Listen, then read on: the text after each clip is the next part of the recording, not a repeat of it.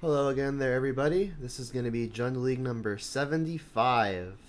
3/4 the way to 100. Hope everyone's having a good time watching all these videos so far as I produce more and more.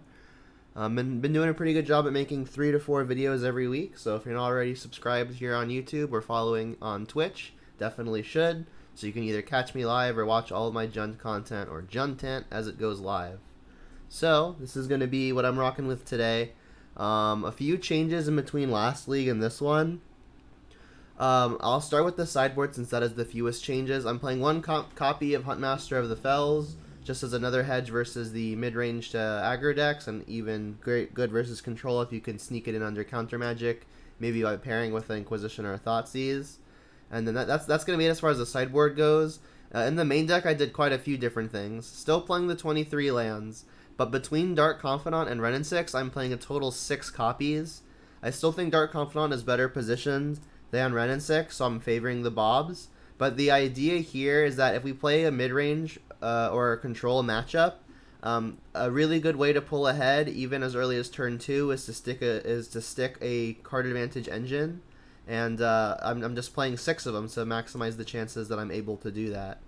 I'm playing only one copy of Terminate as opposed to a usual Terminate and Abrupt Decay, or it's usually some mix between Terminate, Dreadbore, Abrupt Decay, Assassin's Trophy.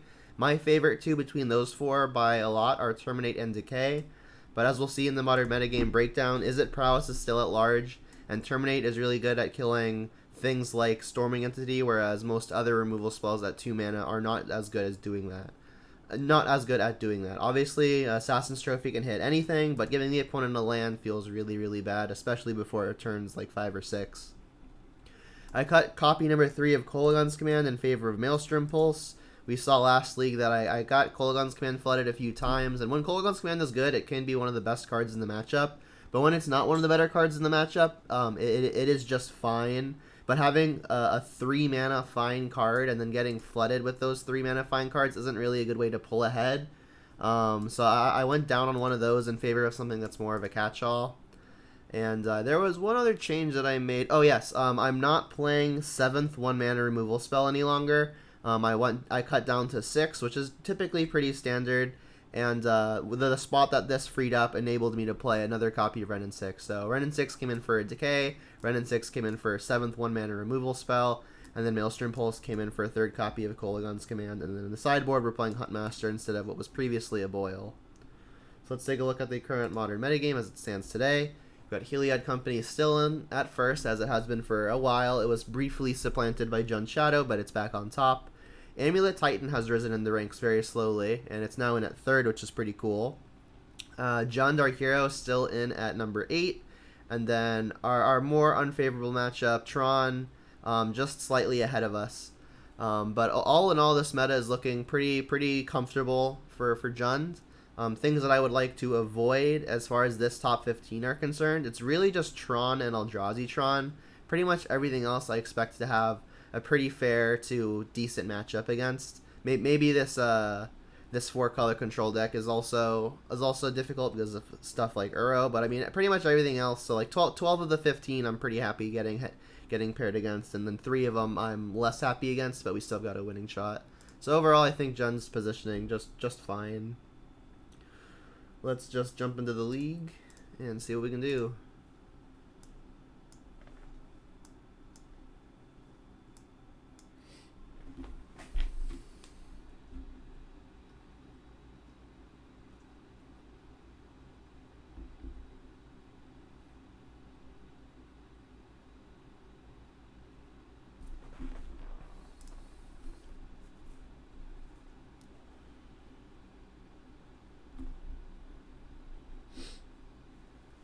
Alright, the opponent has revealed Yorion. Dark Confidant probably going to be one of the better cards we can have versus a Yorion deck. If the opponent has a bird, maybe we can bolt it. Liliana, also a really good pickup. I think I'm going to play this Verdant here, so that way I have the option of fetch shocking and bolting. But if I decide not to bolt, I can just get like probably Overgrown Tomb tapped. We've already got both of our red here. We'll definitely want 2nd black. Abzan, okay. So maybe it's 5-color Niv. Yeah, it looks like 5-color Niv. That's all of the colors right there. Alright, well, unfortunately, Bob not really great versus Wrenn and 6. We can lightning bolt the Ren and 6 and then play Bob. That might entice the opponent to at least trade. Is that something I'm interested in? I think I actually will go for that. I don't think lightning bolt is going to have a much better use, unfortunately. That this matchup tends to be on the rough side. So let's get, I guess, Blood Crypt. But then my only green source is Painful. Stomping Ground's probably fine. I'm shocking to play the Dark Confidant then, though. I'll get the Blood Crypt. My hand's not very green heavy, so this is probably just fine.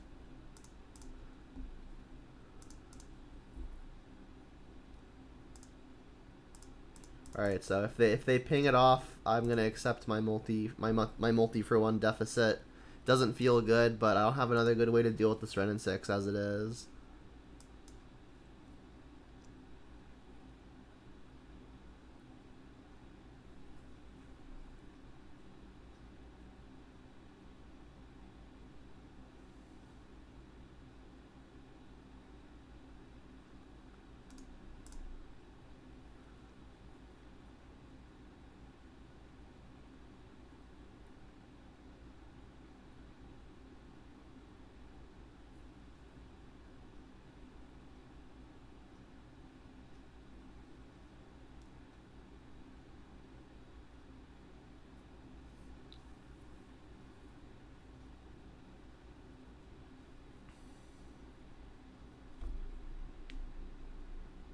Helix would be brutal, yeah.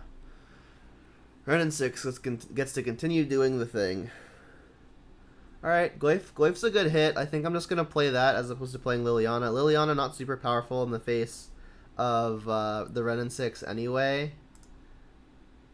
And this can at least pressure the Planeswalker by attacking. What's up, Milf Drifter? Or Milf Drifter, right? Yeah, I'm trying to put out 3 to 4 videos every week. I usually just like record them all within a couple days and then space out the uploads.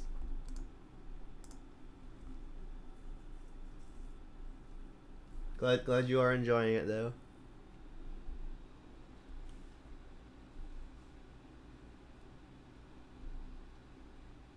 Yeah, this is not a good matchup. Good news here though is I can play Liliana and Edict the Omnath, and then I can attack down the Ren. We're still pretty behind on resources. Inquisition's actually a pretty fine draw, though. I guess I should play it first, because maybe the opponent is playing Force of Negation. It's pretty unlikely. But assuming this resolves, I can then play Liliana. And then attack down the Ren. They've got just Valky and a bunch of nibs. Alright, well, this hand is going to be a doozy to work through.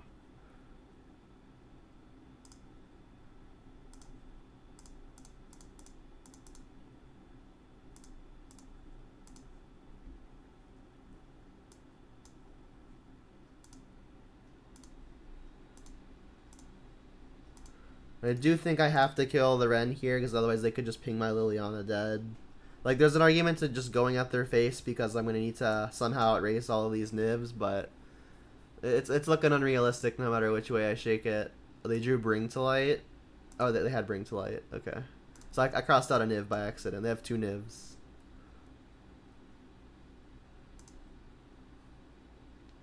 So they're going to get to play their Misty here. And then it'll be 2 landfall triggers. That'll let them play the Niv as well. I'm just going to scoop it up. No point in wasting anyone's time. Alright, so 5 color Niv is a rough one. We get to play Cleansing Wildfire. There's an argument for Brutality, but I don't think a very good one. Doesn't kill a whole lot. Huntmaster might be good as another slow, grindy tool.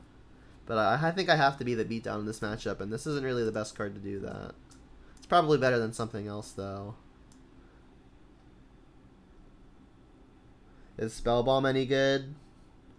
I don't think that it is, unfortunately. Let's cut a Bolt. They don't kill a lot except for walkers. Kolaghan's Command also looking pretty weak.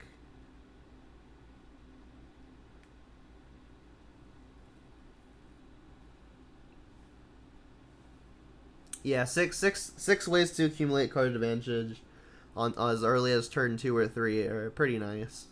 Definitely will lend to smoothing out the draws. Alright, I think I need to keep all of the early creatures, because again, I think I need to be the aggro deck. I don't see these Kolaghan's commands really killing a whole lot. Buying back a creature is a nice mode, but I don't think it's a game where I'm winning if I'm playing 3-mana regrow. I need one more cut. Terminate actually does kill most of their stuff, so I think that one's probably worth keeping. And Kroxa might be a good way to pressure their hand. I think I'm probably just going to cut a discard spell. It'll be Inquisition over Thoughtseize. Against the mid-range decks, I do like cutting most, if not all, of the discard. Just going to cut one here, though, because I think the discard might just, on average, be better than these 3 here.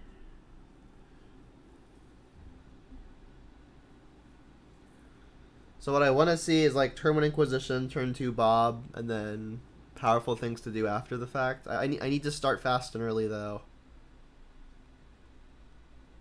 Alright, well, unfortunately, Devil Swamp makes this unkeepable. Better. Keep. And I'm going to bottom Terminate, just keep as much disruption as I can. I guess I could just bottom a land, because Ren and 6 is going to give me as many lands as I want. So yeah, let's bottom a land.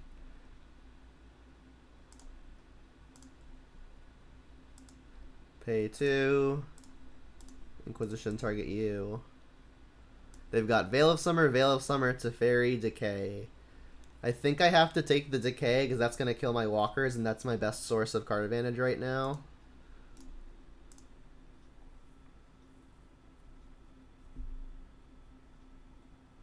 You think Collective Brutality is needed because bolts don't hit a lot? That's fair.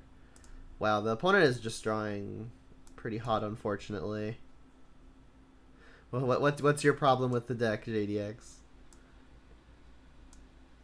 Too many black cards for you?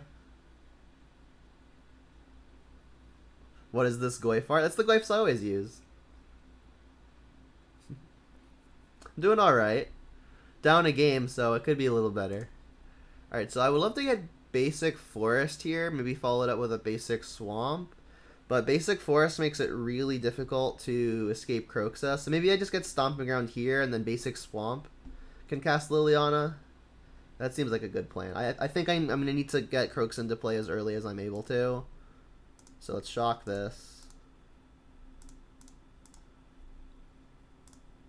Return the land. Say go.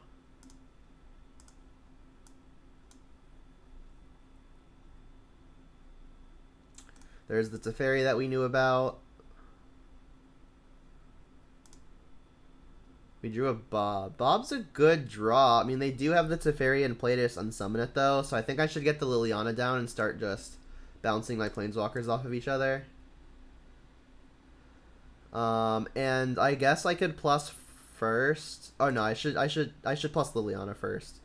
It doesn't matter really a whole lot. The opponent's decision isn't really affected by what order I do this in. I guess I should plus first. The opponent's tapped out, so there's no way this bites me. I'm gonna plus first so the opponent doesn't know I have second fetch. Like if I discard Verdant first and get that back, the opponent still knows I've got a Verdant in hand. So this gives them slightly less information. There goes a Veil. And there was the Temple Garden. Unsummon nothing. Just trying to dig. You're not sure if all the pushes are needed? Push is probably the next card to come out. It kills their Uros, though, which is, I think, pretty good. Alright, there's the Kroxa. I guess I'm just going to continue ditching this Verdant.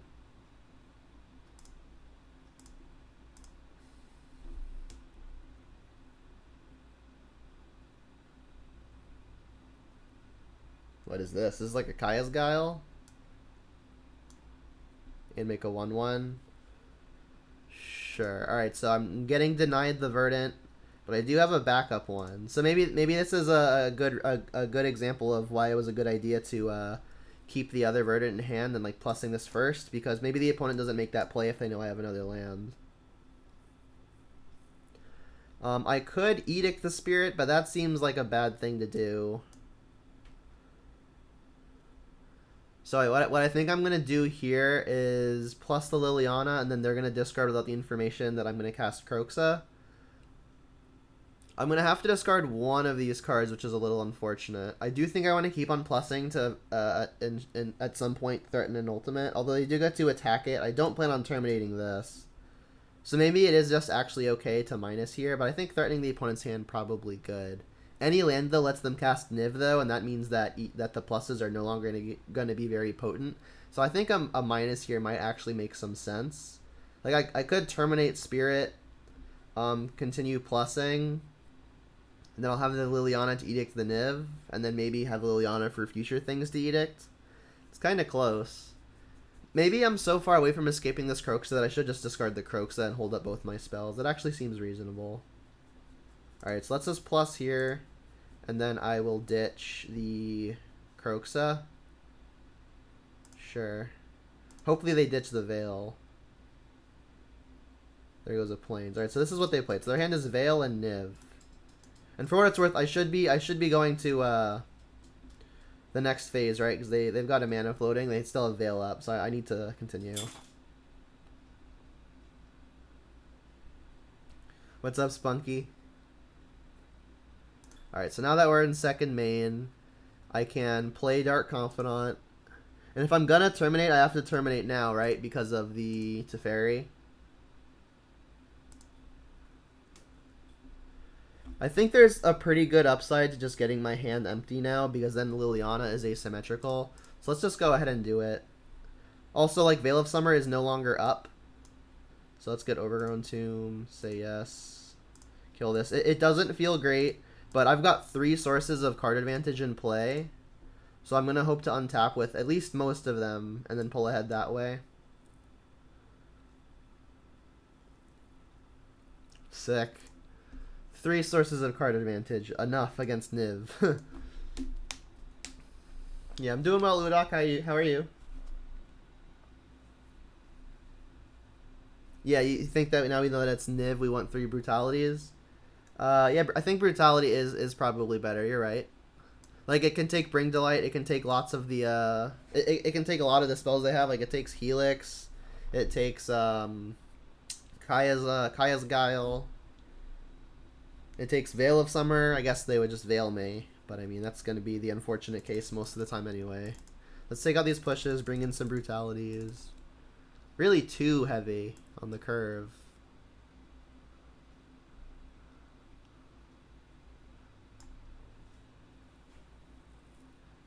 You got the day off from work too? Nice.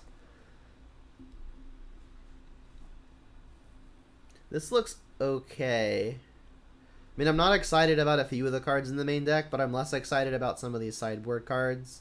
Maybe I bring in Nile Spellbomb because it could have some like incidental utility, and worst case it draws a card. I don't know what I would replace it with though. Like all of these cards seem like they're going to be on average better than it. Distazo, thank you for the sub. 4 months in a row. Really appreciate it. You're snowed in? Jeez. Well, there's no snow here. The opponent isn't even playing snow. Alright, let's run this.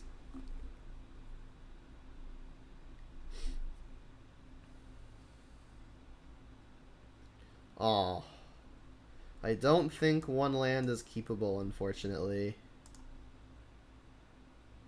Well, if one land isn't keepable, there's no way that 0 lands is keepable, right? Yeah. Let's bottom the Bolt for sure. I think I'm just going to bottom Brutality, unfortunately. Like, I need to keep maybe my 1 threat, and if the opponent has, like, a really quick, like, Utopia Sprawl, I may need to deal with that. Brutality is, I think, the card that has the lowest floor, right? Because I could get Veiled. Just keep cards that don't make me susceptible to that.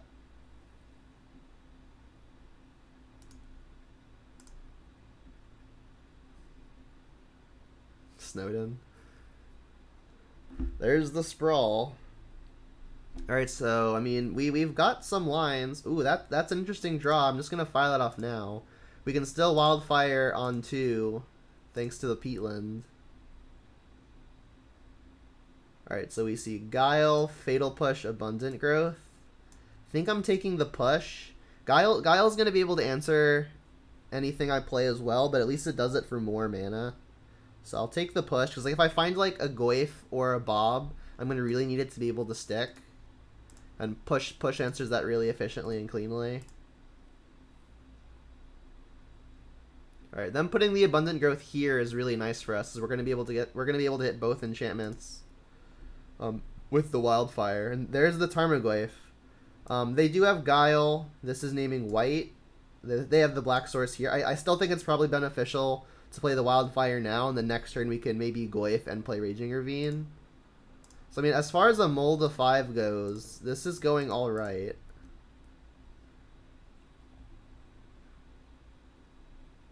Abundant Growth has been used.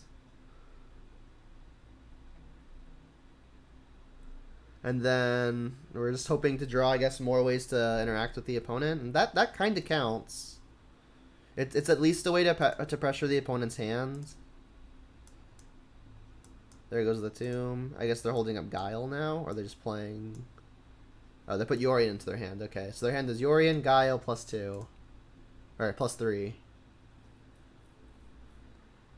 Blackleaf Cliffs is a little awkward. I mean, if I play Blackleaf Cliffs now, I'm going to have a tap land next turn no matter what. I mean, if I'm going to curve into Bloodbraid, I'm going to need to draw another land anyway, so I guess which land is it better to have in play now? It's probably just better to play the Ravine. I can't do anything with the extra mana now anyway, so as far as my play pattern goes, it literally doesn't matter which land I play, I think. So let's play the Goyf, play the Ravine, and then if we hit untapped land next turn, great. This can get Guiled, but I mean, this was always the case.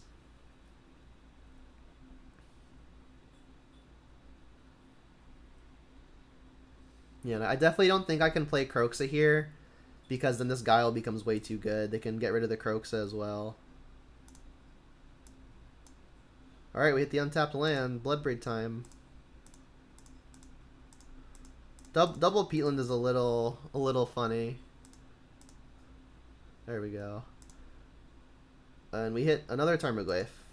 Pressure is what we need, but the opponent's got a lot of top end that I'm going to be pretty hard pressed to race. I mean, as far as racing goes, Goyf is a pretty good hit.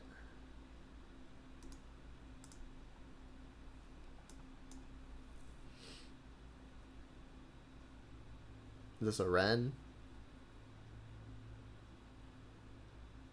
Yep. Buy back a land, play that land. I do have a Ravine in play as well, something to keep an eye on. Dreadbore is disgusting. Another land, not great. So I could just play the land now, because then I can activate the Ravine. Although, if I play this Kroxa, maybe I can escape it next turn. I think I want to have the ability to escape Kroxa next turn.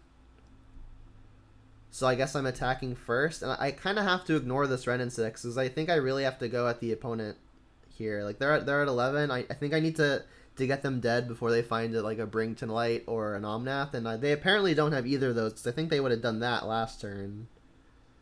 So I think I'm just attacking the opponent here.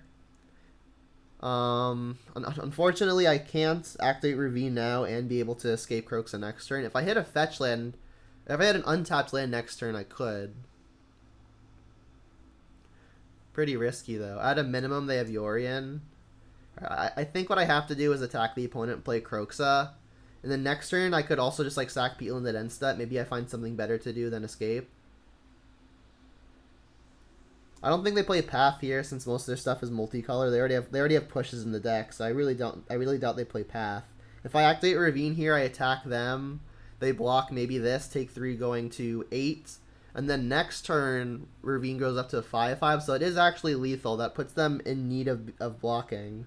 And we read that they don't have Bring to Light or stuff like Omnath, so it's possible that if they're flooding, maybe we can just kill them next turn by activating Ravine here. I think I'm gonna go for it. It's pretty painful, but my life total I don't think is gonna be super relevant. Alright, let's get Mountain. Sure.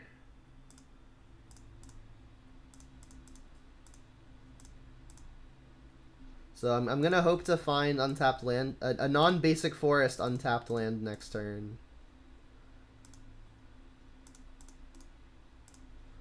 So that way I can escape Kroxa, and both play and escape Kroxa next turn, which could be powerful. Buy back a Misty, probably play a Misty. Oh, they drew the Bring to Light or the Niv. Damn, they drew the Bring to Light. Maybe they just didn't have the land for it. All right, they have the Misty now too, so they're gonna gain 4, make 4 mana, plus the Misty is 5. So yeah, I think we're losing now, unfortunately. This Omnath is really good. Yorion, blink Omnath, draw a card. Yeah. Drew a Bolt. Does that do anything? I can go at the opponent's face. Whatever they block with, I can kill. I could also like animate Ravine again, go at them. They'd have to double block in order to kill it, but then I'm using my entire turn and they're tapping with all of this. It doesn't seem like a game where I'm winning. I think I'm going to attack the opponent, play Kroxa, and try to escape it next turn. I really have to hope the opponent is just on mono bricks. But I don't have a much better route, I don't think.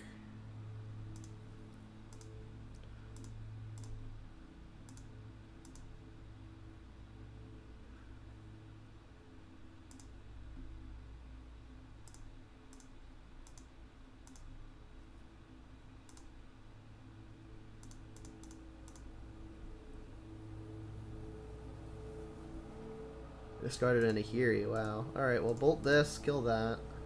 Play land, say go. That's all I got.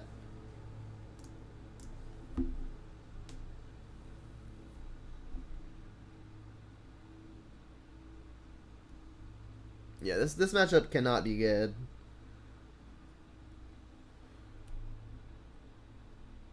It was worse when they had Uro. Everything was worse when they had Uro.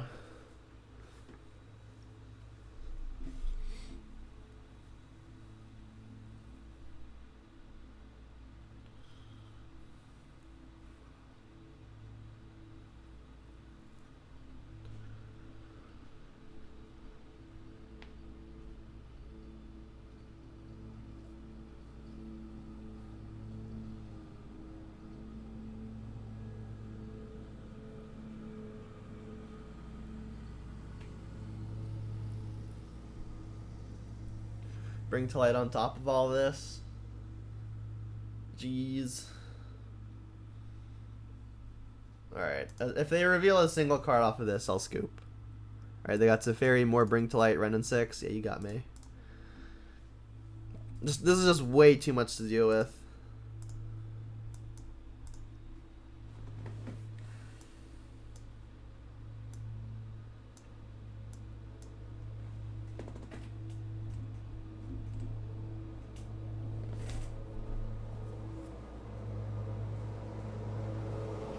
They're cutting grass outside. I'll go ahead and mute it real quick.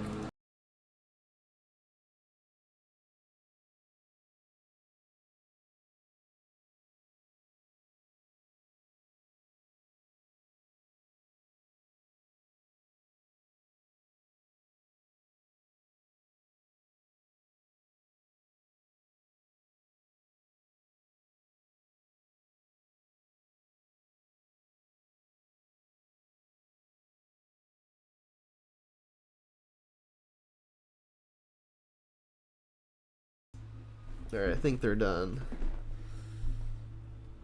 Yeah, we died, but that was Mulligan to 5 too, right? Maybe if I have a creature earlier, we can get ahead on that game, but not the way that we had it set up with 5 cards.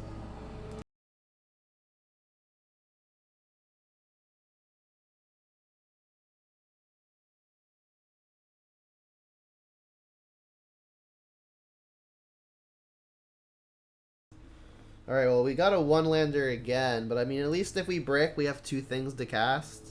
So I'll keep this, bottom the thing that's most expensive.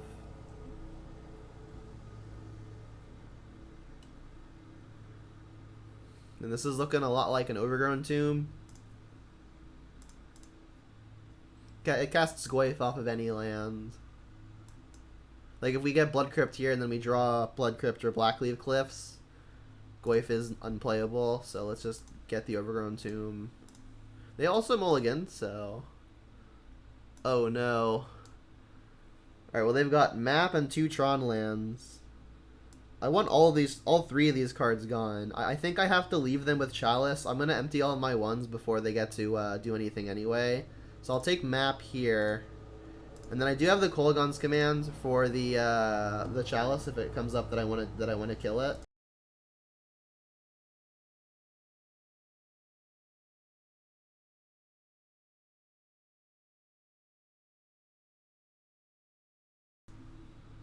They found the Smasher. Brutal. They've got a Temple as well. So what are the odds my Goyf outgrows the Smasher by the time we get there? We're going to have... If I take Reshaper here, it'll be Artifact, Creature, Land, Sorcery. One more type and I can outgrow the Smasher. I think I have to take the Reshaper here. It comes down next turn if I don't take it. And Reshaper is really, really good versus Jund.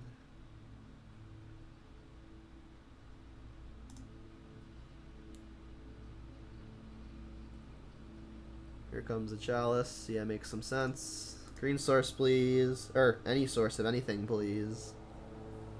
Cool. Alright, they can't cast Smasher next turn unless they've drawn other Tron land. So this might be a good window as I'm getting to resolve Dark Confidant. If they play Reality Smasher and attack, I can't block it anyway. So I'm going to play the Dark Confidant in an attempt to find more action. Lands are also needed, so literally any extra card I want. Alright, so they're not casting Smasher yet.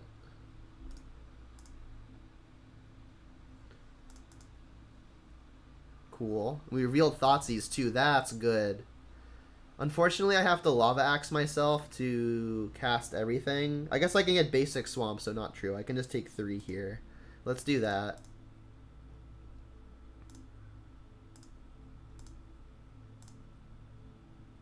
Oh, I'm an idiot. I'm an absolute idiot. I said I had the Kolaghan's command for the Chalice, but then of course I forget about it. I haven't looked yet, but I'm sure someone in chat's calling me stupid. Of course, there it is. Alright, let's not mess that up again.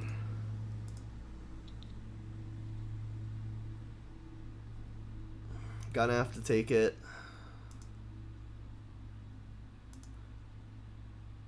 The worst thing is when I like say that I know about it and then I just like forget about it by the time it actually is relevant. Alright, I could Maelstrom Pulse the Reality Smasher and I guess ditch the Kolaghan's command. I have Pulse for the next thing. I'll just attack with the stuff that I've got in play. And the next turn I can Bloodbraid. So I think that's the line. I'm going to Pulse the Reality Smasher, discard Kolaghan's command, play land, say go after attacking. So kill this. I'll die to another Smasher. But I think that's the only thing I just outright die to. So, I mean, I'll take the small gamble. Maybe I'm able to kill them next turn. We're hitting for 7 here, puts them to 11. We've got an attack for 10 next turn, so if this hits actual any burn, even Renin 6, will be good. I guess they could get the 0-mana artifact that like nukes a graveyard.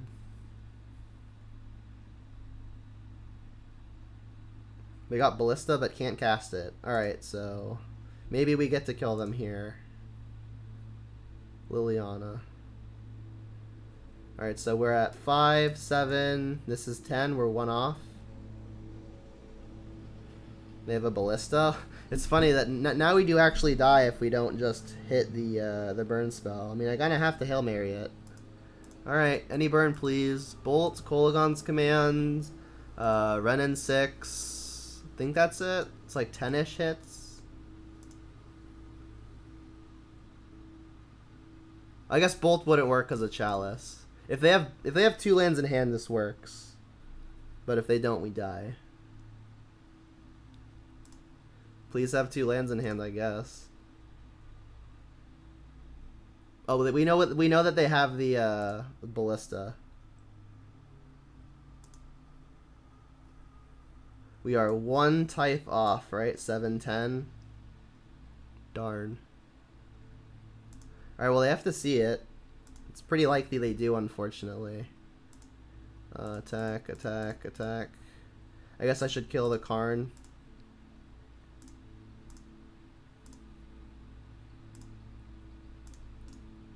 Alright, and then I get to just play Ballista for 2 and kill me.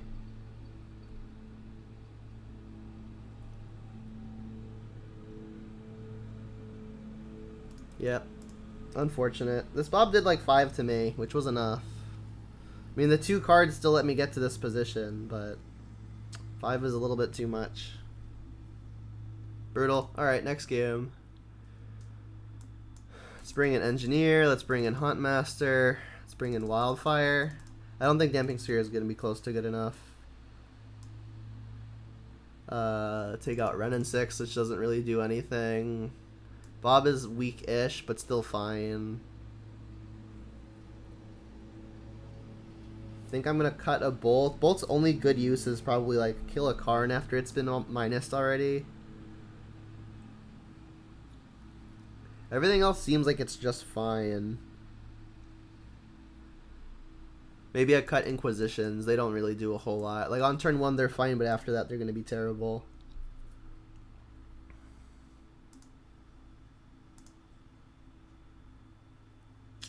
Don't think I can keep this. This is way too slow. This is much better. I'll go Verdant on 1. Bob on 2 off the Blackleaf Cliffs. And then I will bottom, I guess, the Bloodbraid.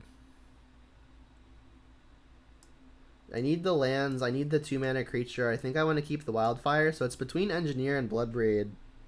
Engineer is nice because it trades with anything, but maybe I need the Bloodbraid because it just attacks better.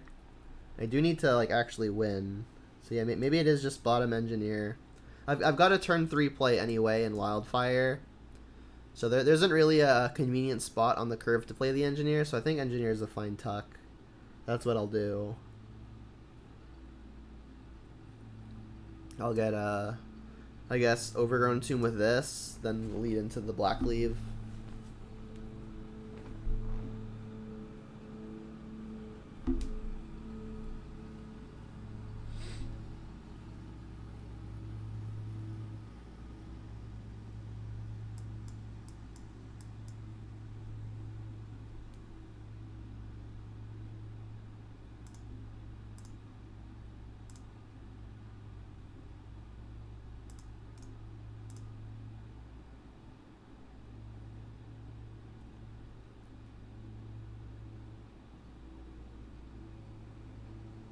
Relic is pretty annoying, but luckily we don't have any of the threats that Relic actually cares about right now. That would be like Goyf and Kroxa.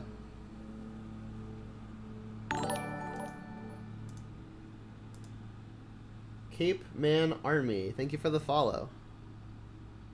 So yeah, let's get Overgrown Tomb.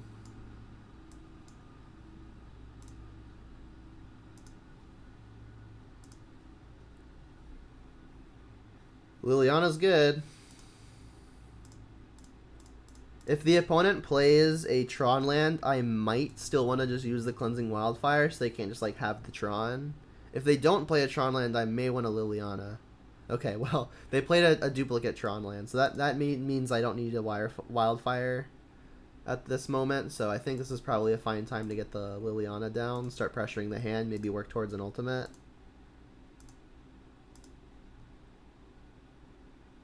Fatal Push. That seems like an easy discard.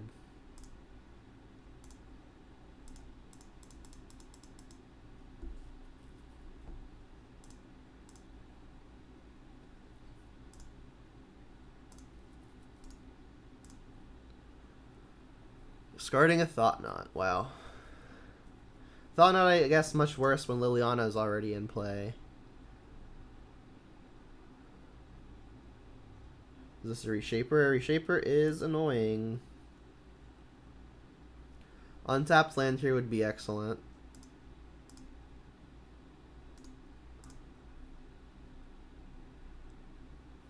We did not hit. Do I want to just minus this Liliana? It's not great. But I mean, plussing it isn't good either, because then it just gets attacked. And then the Edict still only takes care of the Reshaper. I think I have to minus here. I guess I'll do it before the opponent wildfires, or before the opponent triggers their thing. Yeah, I'm gonna Lily minus use a wildfire. They're just gonna hit another Reshaper though, right? That's how it works. There's the Smasher. So I mean, if they've got Temple, they can kill Liliana. Not much I can do about that. Just dropped my phone. Doesn't matter. I guess it's literally this actually doesn't do anything against me, so I'll just hit a Tron land, I suppose.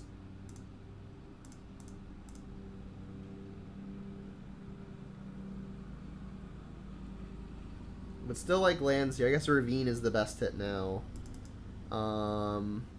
I could Wildfire again. I don't think I am. Reason being is I think Wildfire is going to be better used for one of their utility lands. And whatever I draw with the Wildfire, it's not going to be better than Bloodbraid. So I don't really see a reason to dig towards anything right now. Tome is bad news. I need to find like a Kolaghan's Command or something. Kroxa is interesting. I guess less so when they've got the Relic. So I guess I'm just going to plus the Liliana, ditch the Kroxa. Kroxa just doesn't look that good in the face of a Relic. Mazemind Tome also is going to make Liliana a lot worse. But I think I should plus first, because if this Bloodbraid hits another Liliana, I guess I'd want to cast it.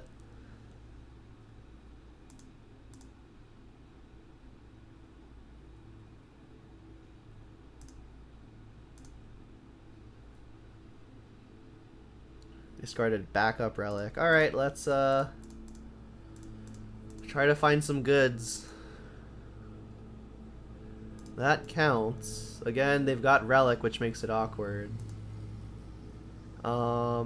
If I leave back the Goyf and they play Smasher, they can target me. I guess if they target themselves, they could take out a type, which means Goyf would shrink to 3/4. Then Reality Smasher would trample over for 4/1 at Liliana. Liliana would be at 2. We would still have the Liliana to Edict the Smasher. I don't think Goyf is going to get much better given that they have this Relic. They would need Eldrazi Temple in order to both be able to pop the Relic and play a Smasher, so I think an attack here is fine. And then if they go after the Liliana, I will put the Goyf in front of it unless they like draw a Temple.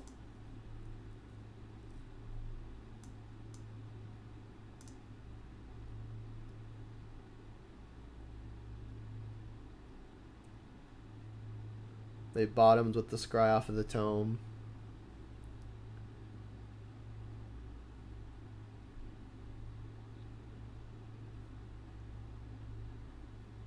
What's up, Mark?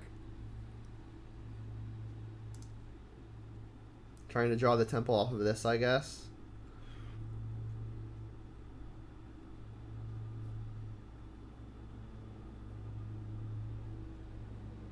Dismember. Brutal. I mean, they are at 9 now. We've got them on a semi-serious clock.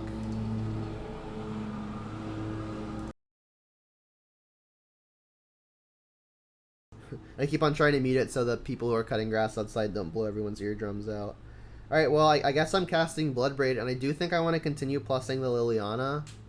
Maybe that's not actually the case, because Liliana's just going to get smacked by whatever they play first anyway. So it might actually be best to hold the Wildfire to hit a potential utility land. I guess I could Bloodbraid first to get some information. If I had another Liliana, I'm going to wish I had plussed it, because then I could hit another card out of their hand. But it's pretty much only Liliana that would change. That would be unfortunate. So I think I'm going to play this first, just get the info. There's an Inquisition. Not great, but I guess we get information. Yeah, both we would win. It's just mono Karns and Reality Smasher. Funny. Alright, well, we don't get to take anything, unfortunately. And this makes me think that a Liliana Plus just isn't going to do enough. So I'm going to attack and say go. If they want to attack my Liliana with the Smasher, they just die.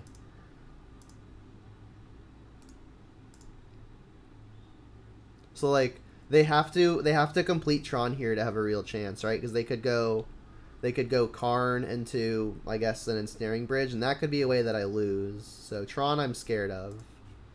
We took the game, though. Yeah, this matchup is rough. It's like only cards that are good against this deck. Same was the case with last match, right? In 5-color Niv. Just like everything they have is good. I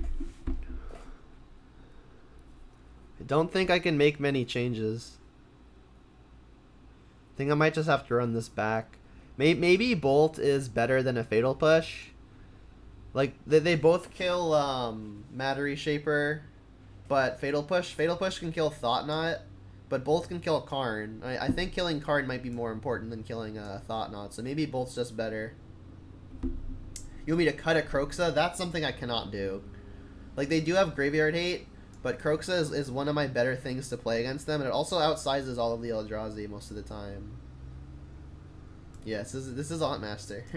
Yeah, I don't think I can cut Kroxa. Kroxa is one of my better cards here if I can actually get it escaped. I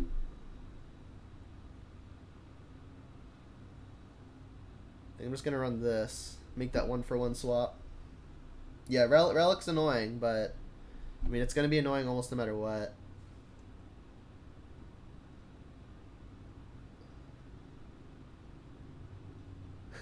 Yeah, those sound like some unfun times.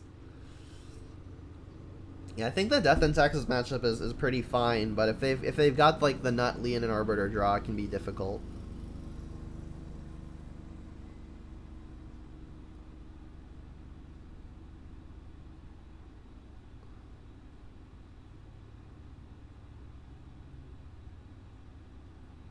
Huntmaster is your favorite card ever printed? Yeah, it's a sweet one. Cat Jesus is great. Do you mean Don't tell me. Brimaz?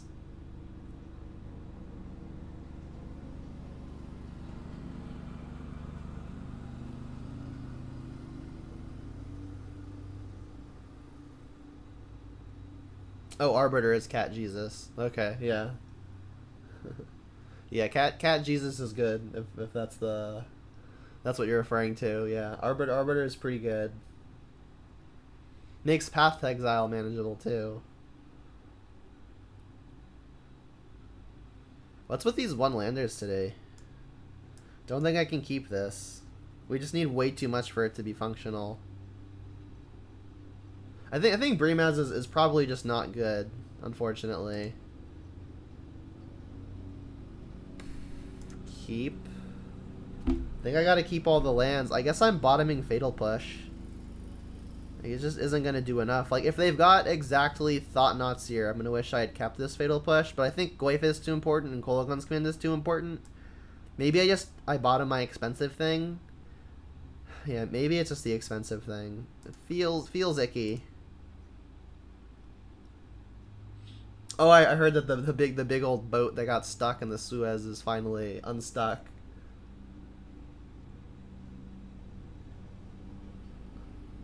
Yeah, like if you're gonna play a 3-mana card, and then the opponent removes it, I think you're gonna at least have wanted the chance to like get a card back from it. You know, like if you're gonna play a 3-mana thing, like if it's gonna die, at least make sure you can get some upside from it dying, or before it dies, you get some upside. Yeah, CMC 2 or less as a modern beater is pretty fun. Like Bloodbraid, for example, it costs 4. Which is a lot more than 2, and even more than 3. So says my engineering degree. But at least it like generates some amount of card advantage, so when it's dealt with, you're at least a resource up. So I think I'm gonna play Goyf here. I want to keep the fetch, so if the opponent plays Thought-Knot Seer, Fatal Push can revolt and kill it.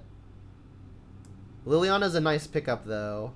I'm gonna look really silly if the opponent like completes Tron and then ballistas me, but if they're gonna complete Tron and just like kind of have the nuts, there's not much I have to say about that anyway. Remember, 1/1 Ballista does not kill this because their Ballista will be dead before the Glyph dies. 4 divided by 2 is 2. Yes, that is math. Let me check my calculator. Oh, they have the Tron. Brutal. Is this Karn? Ballista for 2, maybe?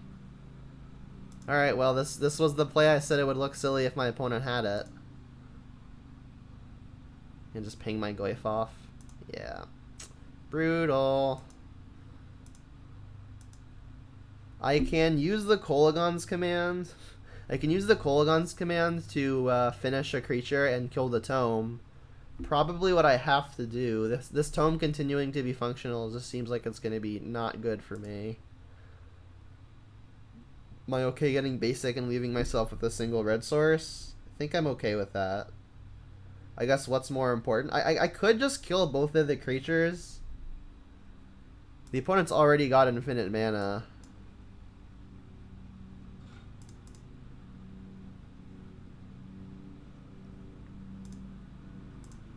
So definitely shatter an artifact. And I guess 2 to a thing. So let's hit an artifact, that one. And I guess I'll kill a Ballista. They just have so much mana that, like, if they somehow only have mana in their hand, Ballista is like the mana sink to like actually continue pushing on. So I think hitting Ballista is probably fine, but this is not looking good no matter how you shake it. Natural Tron plus payoffs is going to be rough.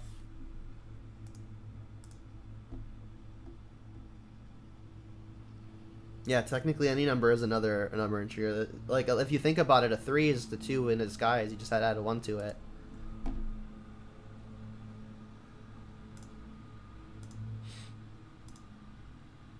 They didn't have anything else?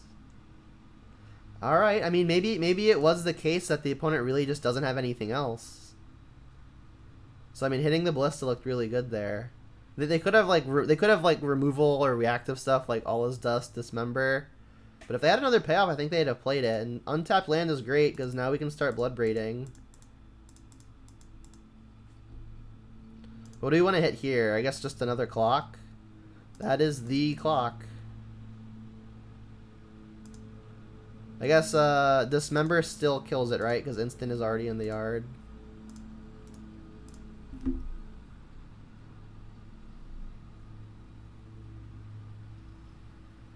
Yeah, like I agree with you, the last god. Like if a creature is gonna be, like if you're gonna play a card exclusively just to be a beater, I think it does have to cost 2 or less. It just needs to be efficient. And the read was correct. They've got All His Dust.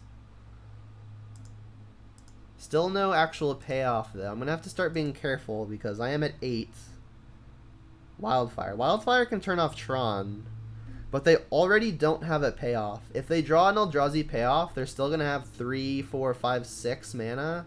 That casts just about everything. Like, they could Karn, assuming they've got more lands in hand, which is the read. They can still get a 3-drop and play it immediately. I think I have to just play this Bloodbraid and keep on trying to apply pressure.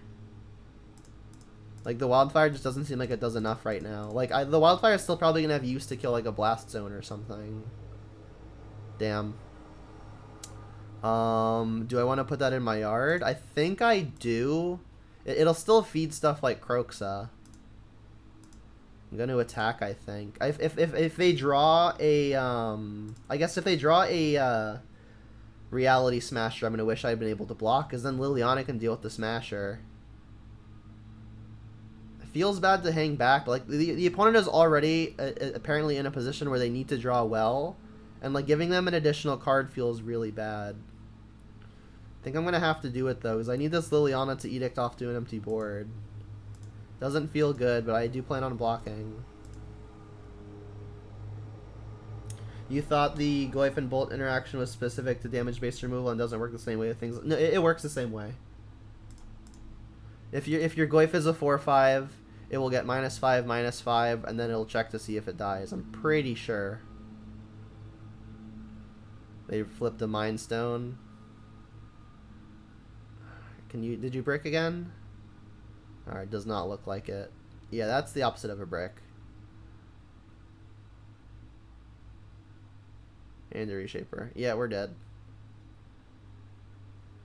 Oof. I can Liliana plus. I've got a bolt. If a sorcery going to the graveyard would make a Goyf a 5/6, December won't kill it. That is true, but sorceries usually don't enter the yard at instant speed.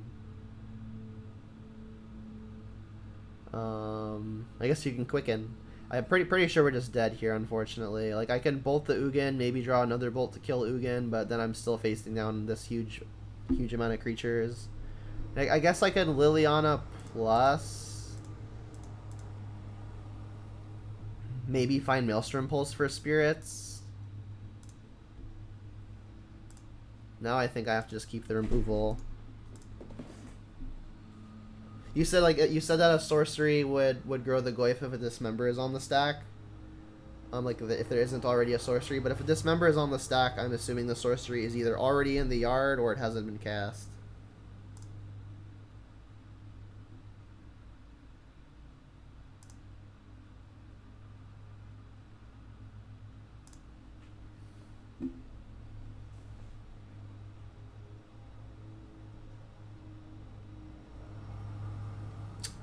Not that we were ever beating anything anyway, but Tech Edge is gonna make it harder. Yeah, they're just going at me. Alright, let's kill the Reshaper, I guess.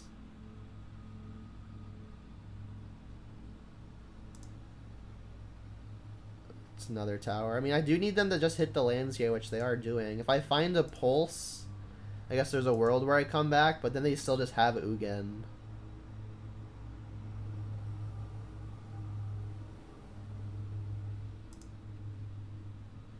Alright, I'll give it one more draw step. Yeah, we're dead. Ain't no way. Like, I can Edict them, push the other thing, but they still have Ugin and just like a bunch of creatures. There's no way that is a game I'm winning. Two rough ones in a row. I mean, I looked at the top 15 decks before this league, and I was happy to see 12 of the 15 of them. Obviously, top 15 does not mean all of the decks. We played against Niv, and that wasn't the top 15.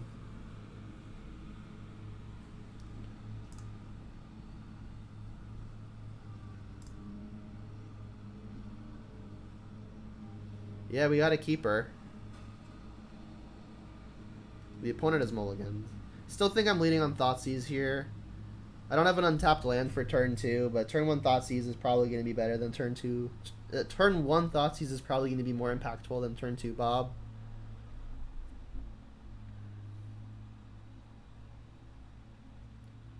Well, we hit Tron again. I need to find untapped lands. That is not it. I guess I am just casting Thoughtseize. So if they're playing regular Tron, green Tron, then I'm going to wish I had just played Bob on 2. But if they're playing Eldrazi Tron, I'm going to really wish I had Thoughtseize. I think I have to take the high risk play of just play the Thoughtseize now, hope to hit untapped land next turn. Alright, it is regular Tron. They've got 2 mines, power plant in play. I guess if I take Stirrings, they're the farthest from the Tron. I've got Kolaghan's Command to kill Golo, so I guess I just take Scrying. They don't actually have any green mana. So we've got a shot if they can brick for a few turns. There's the mine. Come on, untapped land. Cool. Alright, let's get the Bob down. Never ever going to want to be getting Basic Forest because Croxa is probably going to be one of my better ways to win.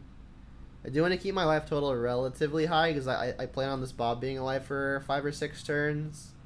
But I mean, as long as I don't average like 3 points of life loss per trigger, I'm fine. Like the expected value is like 1.25, 1.5. So I should just be fine to fetch shock as long as I don't take a bunch of extra damage moving forward. So let's get the Overgrown Tomb. Say yes.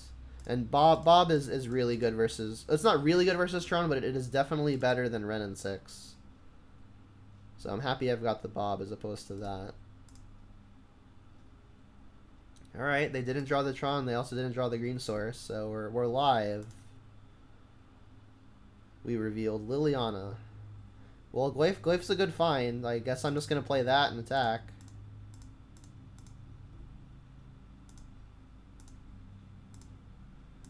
An additional clock is pretty big here while the opponent is slow. Why are Tron players the way they are? I don't know. They drew another redundant Tron piece. So they're going to get to Golos next turn, which is going to find them to Tron. We revealed another Kroxa. We've got all of the Kroxas. Their hand is Golos Stirrings. We know we can take a card with the Inquisition. I might want to just Liliana, though, to start working the opponent's hand.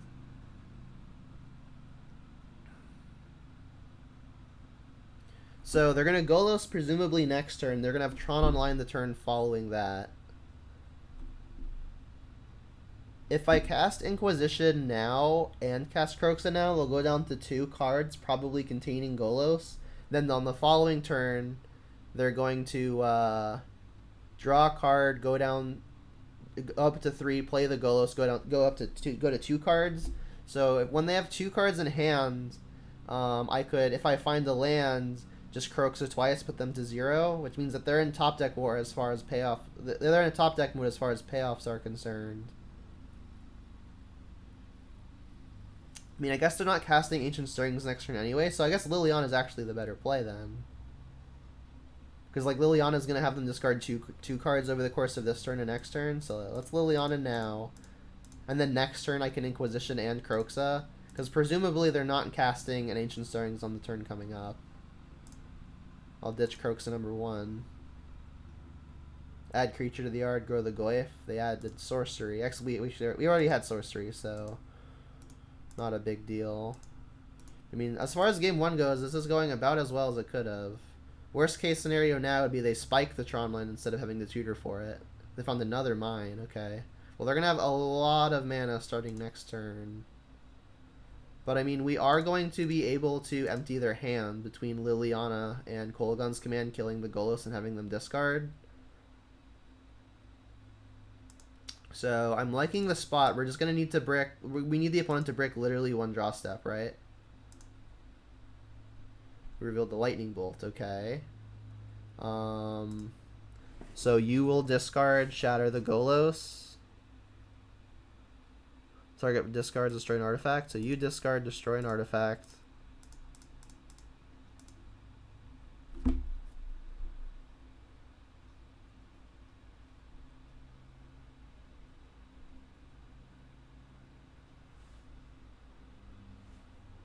Discarded a Worm Coil. We can then plus Liliana.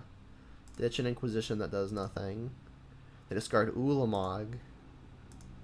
Hit you for 7. Alright, so we need them to miss on literally 1 draw step. And then we win. They've got lots of redraws as well. Luckily, also, all of their green cards are turned off. We did it. Not every day you get game 1 versus Tron. Alright, Damping Sphere is in. Cleansing Wildfire is in. Oop, where'd it go? Still the wrong pile. Return to game. There we go. Fatal Pushes out. Terminate out. Those are the only, like, slam dunk outs. I think I also would like to remove the Ren and 6s if possible. They just aren't that good. The hand disruption isn't great either. Maybe Ren and 6 is better than those. But Inquisition's still probably fine to take stuff like Sylvan Scrying and the various eggs. Don't think I can cut any of my clocks. Liliana is weaker on the draw, so maybe I cut one of those, keep 1 Ren. I think on the play, I'm definitely bringing other Liliana back in. But I also think I need the bolts to maybe, like, win a race. I've won a lot of Tron games where I've just, like, bolted my opponent for the last 2 or 3. They also kill Baby Karn.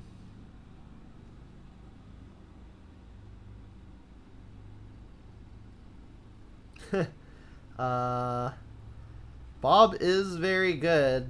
The opponent has mulligan to 6. We don't have any meaningful disruption, though. If I'm gonna feel really bad if the 6 card can is worse than this, but I will ship it. Okay, I mean, this is a little bit better. We've got the turn 1 disruption and a quick threat. I guess I'll just bottom a land.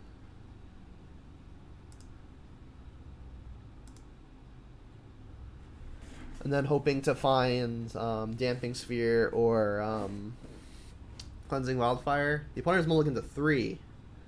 Okay.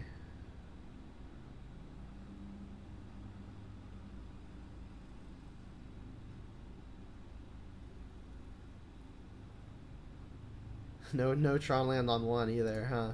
Alright, well, we're definitely going to Thoughtseize whatever this hits, unless it's a land. Blast Zone. Alright, well, there's only one other card in the opponent's hand. So, I mean, ooh, Croaks is actually good. I mean, unfortunately, this Thoughtseize is not going to be very good moving forward. I guess if they sputter around and, like, just like draw payoffs and they're eventually stuck in their hand, like Thoughtseize can be good at taking one of those later. So maybe it is actually worth it just to hold it. They don't have a Tron land in play. Like if the one card we don't know about is a land, I'm gonna have much rather just hold this.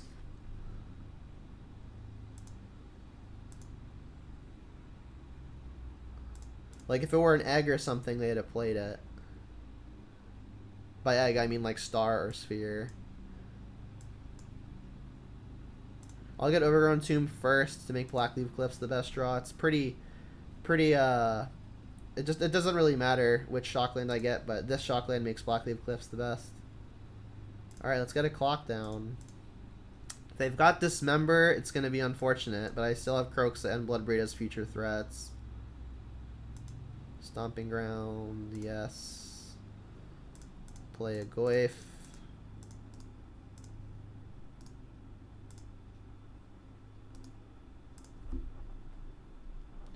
Wow, they've drawn 2 of their Tron lands apparently. We know their last card is Blast Zone. I mean, if they find the Scrying or the map, we could still lose. They haven't found it though. So they've got 1 random card and Blast Zone. I guess if I Thoughtseize now, I can then maybe, if they have a spell, play Kroxa to empty the rest of their hand. Then even if they top deck like the last Tron piece, they don't actually have a spell to combo it with. They just drew it. They have Mine, Power Plant, Tower in hand. Jeez. Alright, so they've got the Tron. I guess we know what they're discarding.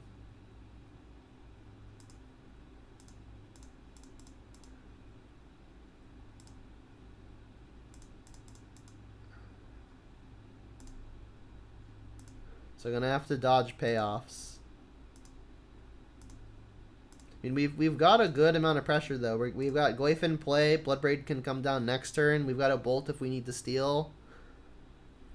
But I mean, if they just draw any payoff, things are gonna get difficult. Okay. Well, if they minus the Karn on the Goyf, Bloodbraid can finish the Karn. Yeah, I'm not sure that I completely agree, Mark. But I do definitely think the London Mulligan was more healthy / risky for limited play, like drafting and sealed. Alright, I guess I'm just going to exile the Bolt. Try to Bloodbraid next turn. Gonna go to 9 off of a Fetch Shock and a Peatland tap.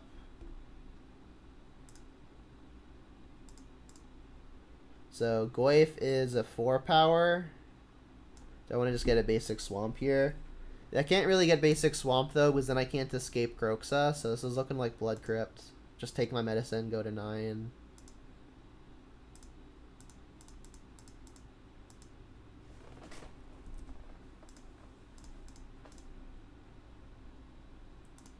So we got 7 powers worth of attacks. Ooh, we hit a sphere. That at least turns them off of Tron. So now the attack is tricky. I've got 7 points worth of attacks. I can attack the opponent, put them to 6, which means either threat is lethal in combination with literally anything. Kroxa counts as literally anything, but I am short a card in the yard. If I go both at Karn, I can put Karn to 3, which means it can no longer minus, which means Damping Sphere gets to stick around in combination with all the Tron. Whoa, no! I misclicked. Oh, crap.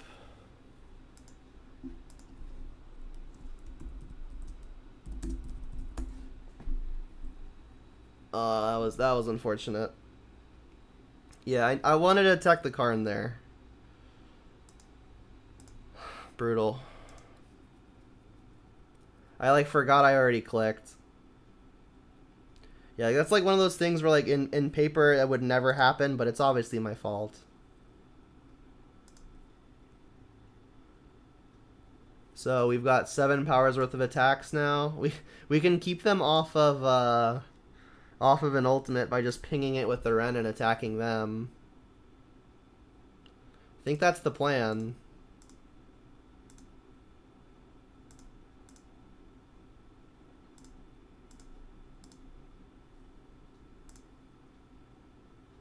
Alright, let's not click through combat this time.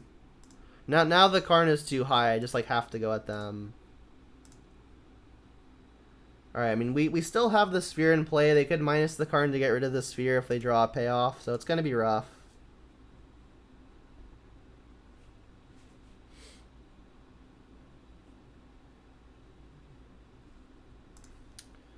I guess that's as dead as it gets. I mean, I guess drawing a land would have been worse for them. This gets maybe a blast zone for future turns if they get to survive. I mean, they have to minus the Karn on the Goyf, or they just die. Right? I mean, if we find a way to put a card in the yard, we get to just win anyway. Excluding the peatland, because we would need to just draw another land, if that were the case. Not out of it yet. Is there anything I could do at my end step here? I could sacrifice the peatland. I have the Ren and 6 to buy it back. I'm not missing anything, right? I could buy back Verdant next turn, sacrifice it. No, that works, right? This works. Yeah, sack peatland. That's a way to put a land in the yard. I'll have another land drop anyway, so yeah, this works. I sacrifice the peatland and I should be good. I mean, just drawing untapped land also just makes it easier. Alright, well, that's not an untapped land. Neither is that. Alright, well, I mean, I still get to just plus return a Mire.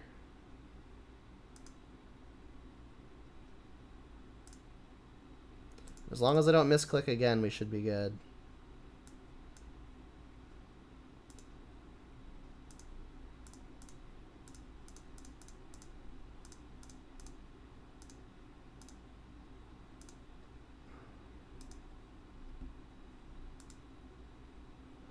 Okay. Well, that was almost bad. Well, it was bad, but it was almost really bad.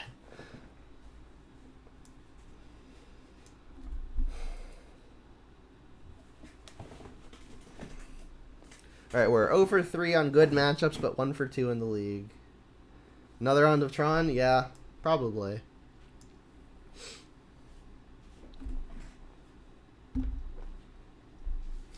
I've had my share of Tron for the day.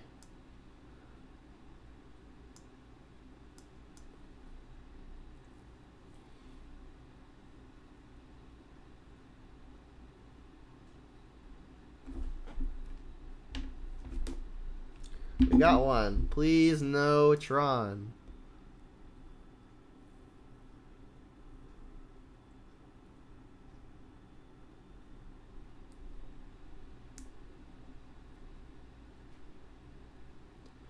Yeah, we've got a keeper. We are missing threats. I see you, Udoc, with that emote. Appreciate it.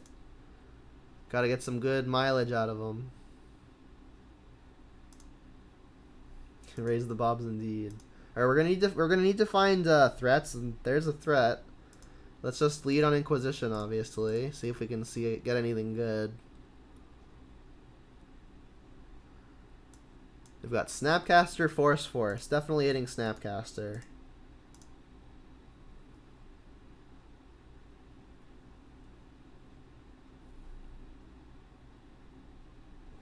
Yeah. If the opponent doesn't have that if the Tron opponent doesn't have the good mulligan rule, that game is far less close. That is almost for sure. All right. Well, we found another threat, which is what we wanted. Do I just cast the Inquisition now? This might be a fine turn just to cast the Kroxa, just get that in the yard. I may want the Inquisition for future turns if I want to like sneak in a Tarmogoyf for a Bob. So I'll complete my colors here with a Stomping Ground, and then I'll cast Kroxa.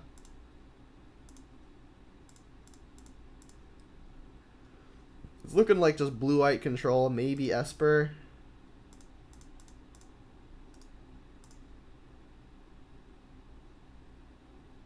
The classic win con of just getting demoralized. Yeah, I've definitely been beaten by that a few times.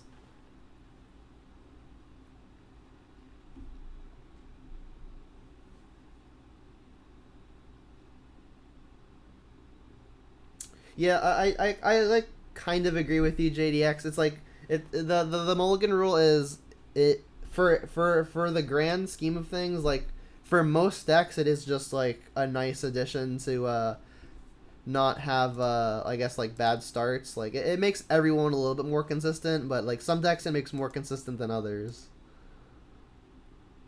Wow, alright, well this was one of the reasons why I had wanted to keep the Inquisition, because now maybe we can sneak in the Bob. They are playing Esper, by the way.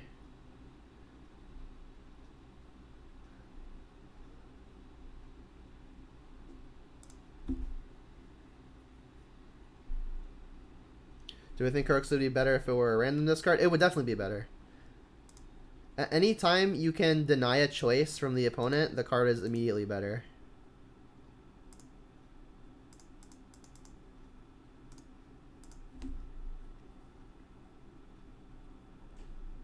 Yeah, it would be on the edge of too good, if Kroxa were a random discard.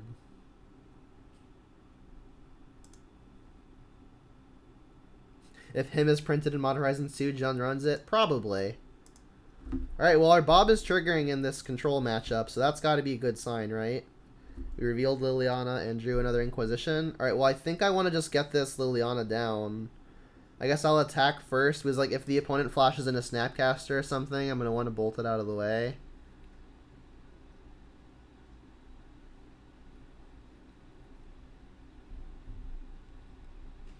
Missed on the land, which is a little unfortunate, but I mean, we're still doing just fine for ourselves. Alright, and there is, I guess, one card we don't know about. They played Flooded Strand, huh?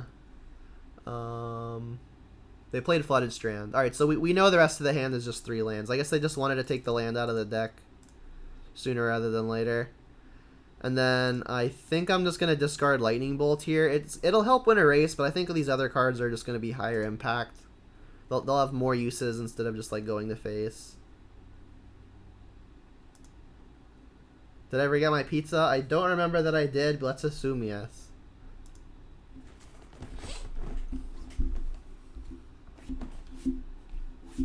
Pizza is one of my favorites.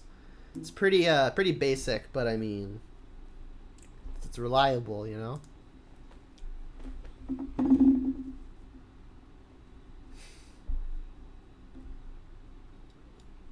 They played Hollowed Fountain. Alright, so they've got Swamp Island.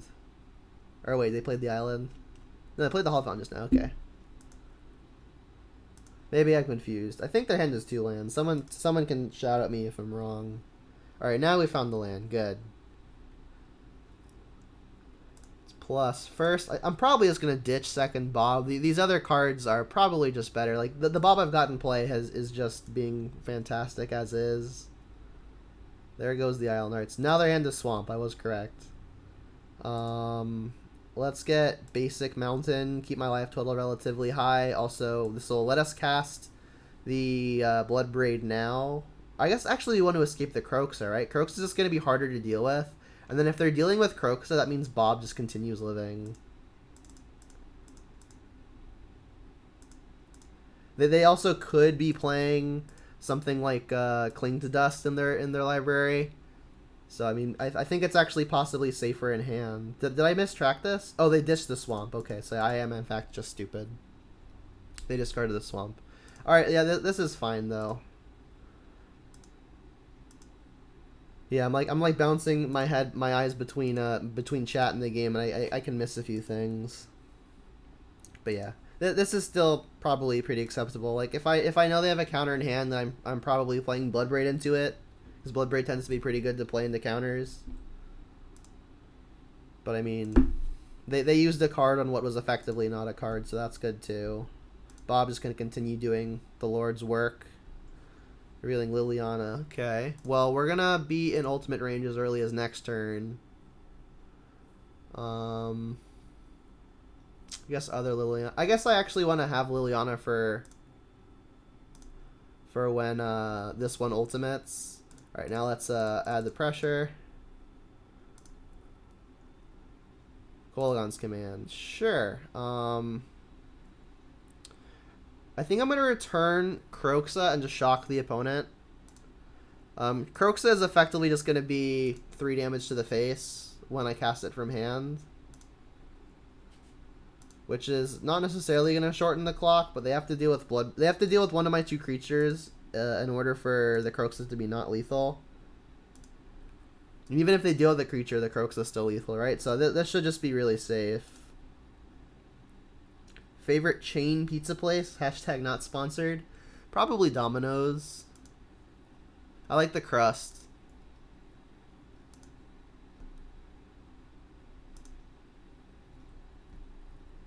Reeled Peatland. Alright, they've conceded. Yeah, Bob was absolutely the nuts there. It drew me like...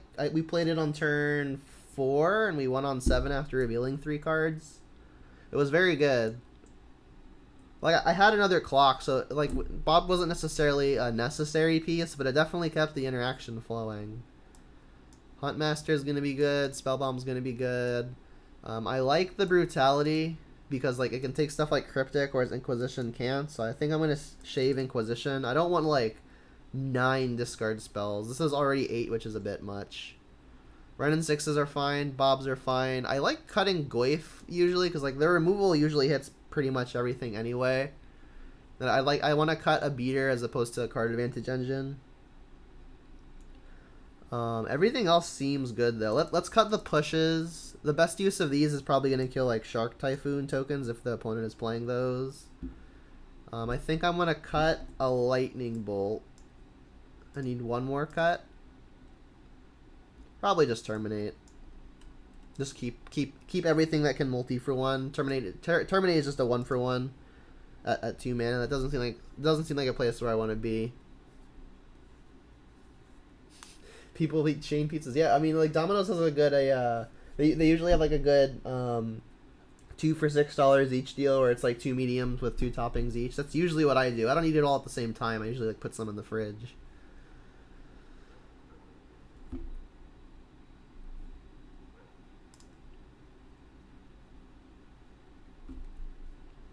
Yeah, I think it was pretty easy to see how egregious the London Mulligan was when Neoform was still a good deck, and that was when Simian Spirit Guide was still legal. Neoform was another deck that really was able to exploit the Mulligan rule, right? Because like you only need 4 or 5. There's like a 4-card combination that just wins on turn 1. Like each one of those cards has like 8 or so copies because a lot of the cards do the same thing. So like if you can mulligan to effectively 7 each time and just bottom the 3 cards that aren't the combo, you can pretty easily win.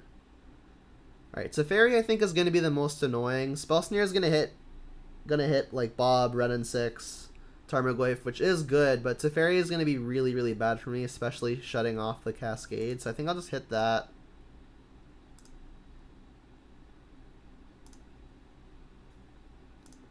There's an argument to have Fetch Shocked a Blood Crypt here, because like if I draw Ren and 6 on 2, I can no longer cast it. But I mean, the Spell Snare is going to make that difficult anyway. Yeah, I live in a college town, so most pizza places are open really, really late. So even with lots of good pizza options, I usually choose Domino's.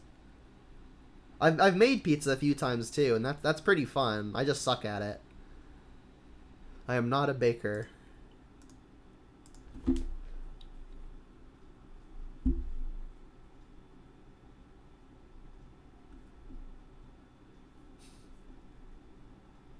Yeah, making pizza's fun though. I guess if you're making it for 4 kids, that's a lot of pizza to make though, right? Yeah, I have an oven.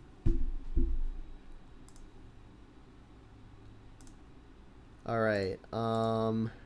So unfortunately, the eliminate is going to get to deal with the Bloodbraid. Sorry, the Liliana.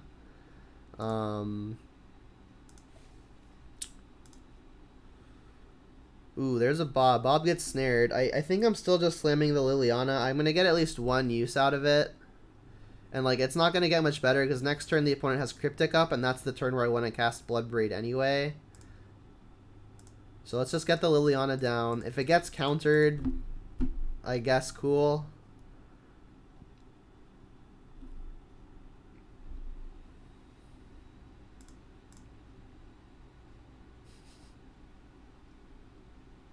Use a flipped over baking pan at 525. Oof. Alright, well despite Bob getting snared, I think I still want to keep it.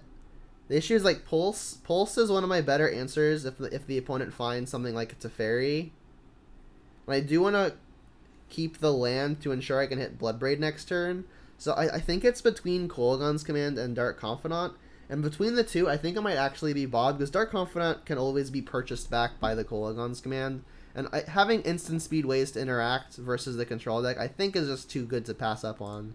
So I'll ditch the Bob. Like, the opponent might just ditch a snare here if they want to keep the lands, and they do. Alright, so I'm gonna expect this gets eliminated.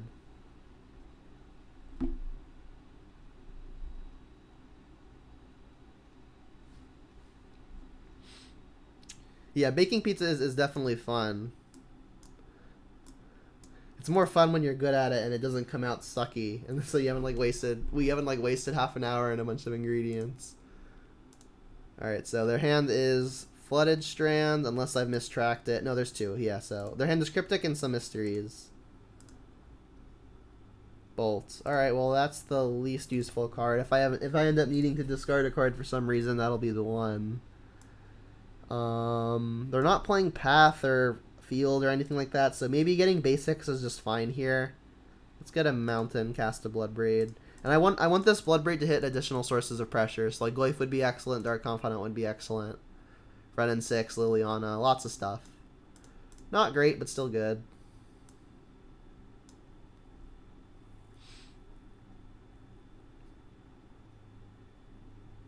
We're making you hungry. They are countering, I guess doesn't matter which. Countered the Spell Bomb, interesting. Alright, let's not click through attacks this time. Boom.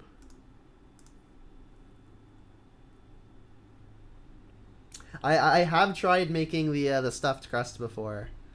It wasn't as stringy and gooey as I had hoping it would have turned out, but I mean it still was pretty tasty.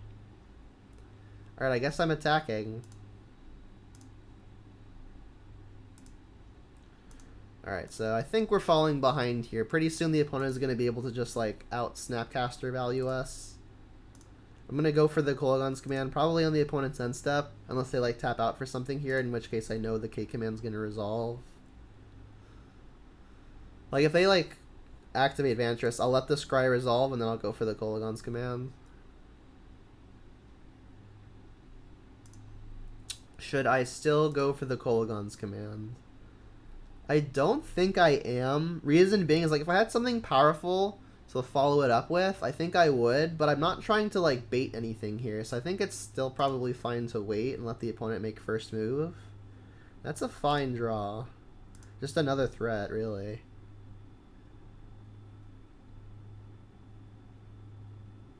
They're at Snap Cryptic mana, so having Ravine is actually good because it's basically a threat that can't get countered. They could bounce it, but that's much worse for them.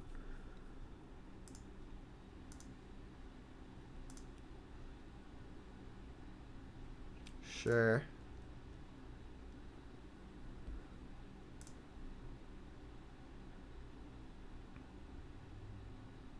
Scry, yeah. So I'm gonna let the scrying resolve, and then I'll go for the Kolaghan's commands.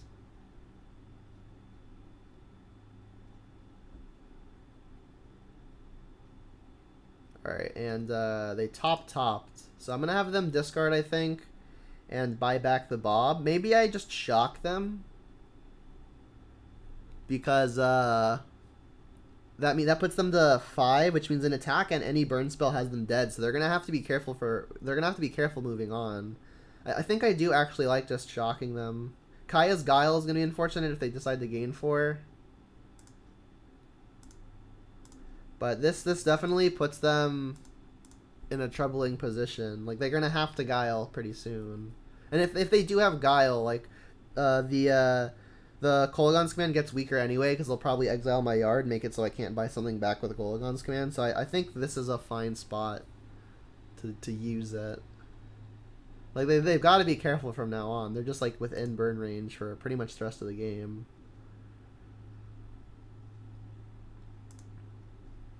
Let's fetch, I guess, Blood Crypt here. Liliana. Fine. That could be a good bait spell. They know we've got the Bob. If they've got Snapcaster, it'll be unfortunate.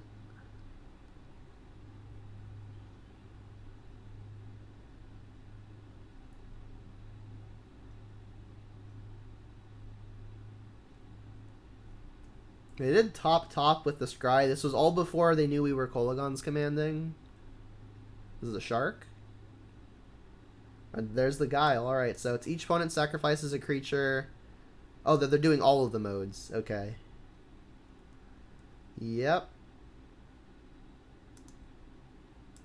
So they're going to make a 1/1 go to 9. I mean, we're going to get the Liliana here and cast Dark Confidant. So let's Liliana first. Do I want to Edict this thing? I don't think I do, but I also don't want to discard any of the cards in my hand. I think I'm just going to Edict this thing. Doesn't feel great, but the opponent has so many cards in hand. They're just going to discard the worst thing anyway. Like, I would love to plus here, but I also just, like, don't want to discard any of the cards in my hand.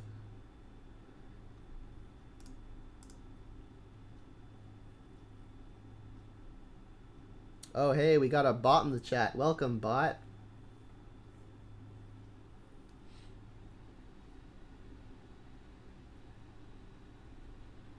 This is like a purge or something.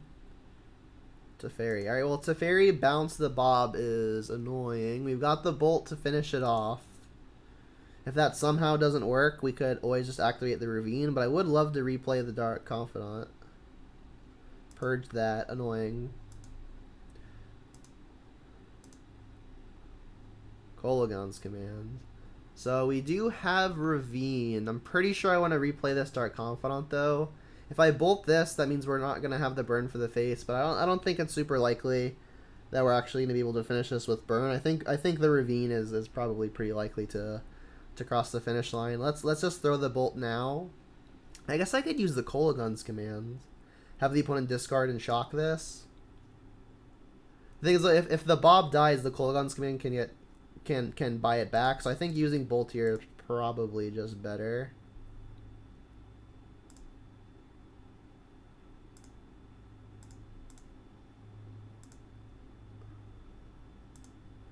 Alright, have a Kolaghan's command available. You didn't have the push. You keep telling people to be afraid of technology. Stop being afraid of technology. There's this one of my favorite Vines, not TikToks, Vines, was it was something that's like, I don't know why people are so afraid of technology. And it's just like this guy hiding in a bush with like a big piece of cardboard that in big bold letters says technology. And he just like jumps out at people and just yells technology and like makes them start and like startles them. Obviously it's pretty mean, but it's also pretty funny. It's like, I don't know why people are so afraid of technology. Technology! Just like scares the crap out of them. Bob is triggering. Nice, nice. So if they flash in a Snapcaster, we do have the instant speed removal spell. I mean, I guess I want to cast Kroxa first. If they're playing Mana Leak, I guess I'm going to wish I'd attacked first, right? Because like if I attack and then they flash in a thing and then I try to kill the Snapcaster with the Kolaghan's command and they leak me, I'm going to need to have the mana to pay for the leak. Udok redeems drink some water. I actually do need to do that. Thank you for reminding me. Alright, so you can target whatever you want, probably Cryptic, and then in response to the target, I'm going to attempt the Kolaghan's command. So I guess I'll have you discard Shock a Snapcaster.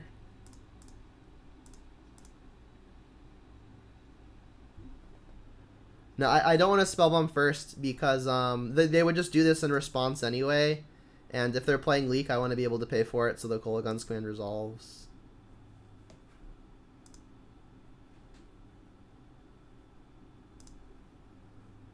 Alright, and they still do have Cryptic available. So if I'm going to cast a spell, it's going to be Kroxa. Because, like, if they counter it, it just goes to the yard anyway, and we're fine with that. Like, they could like, counterbalance this, but then at least they're not drawing a card off of the Cryptic.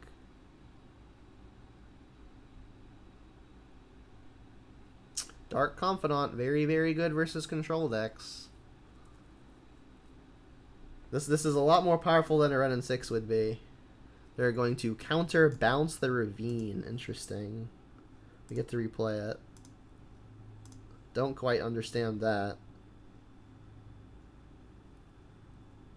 Oh, I should have played the Spellbomb. That's my bad. I was so in shock that they bounced the Ravine that I just like forgot to play the Spellbomb. We did reveal it, right? Yeah, they know we've got it. Jace. Okay.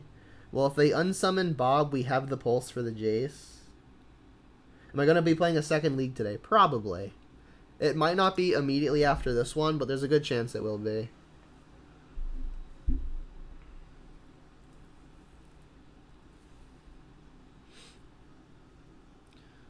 I mean, if they find a Fatal Push, it will be unfortunate. We'll still have the Ravine, and we'll still have the Pulse. So not out of it yet, but this is a good way they could come back. We've also got Kroxa, which may be coming down the line.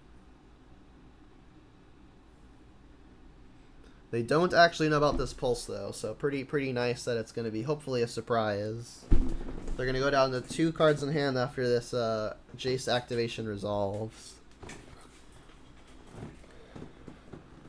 I mean, this Bob is just going to continue triggering unless they find a 1-mana removal spell and a counter spell.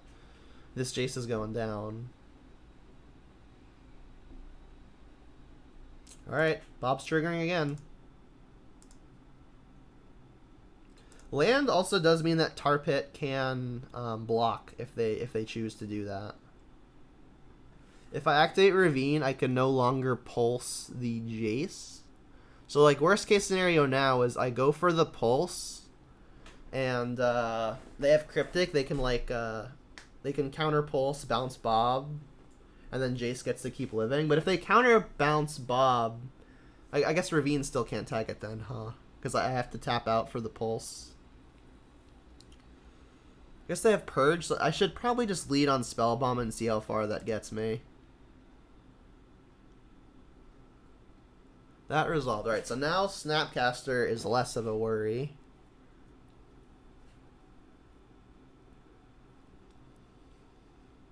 I think I want to go for the Pulse here. Because, like, if it gets countered and, like, they bounce this, I could still just replay the Bob. Whereas, like, if I activate the Ravine here and they have Cryptic, it's really, really bad for me. And then this Jace still gets to live. Like, I think I need to try to kill this Jace. So, hope they don't have Mana Leak now. I played around it before, but now I'm not. So maybe that's an error. Hope this works. If they have, like, Drown in the lock here, I could even target myself with the Spellbomb, which would be funny. Alright, let's attack. If they want to activate Tar Pit to block, I'm just going to play second Bob.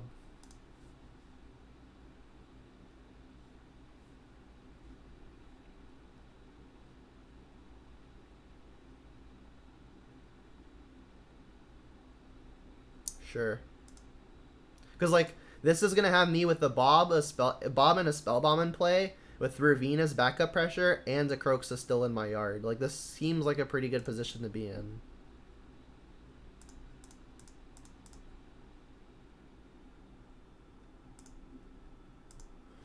I guess worst case now would be Kaya's Guile. Kaya's Guile actually something that can mess me up here, right? Because they could neutralize Croxa and kill Bob. I would still have the Ravine, but it'd be very bad for me. So maybe no attack would have been smart to play around exactly Kaya's Guile.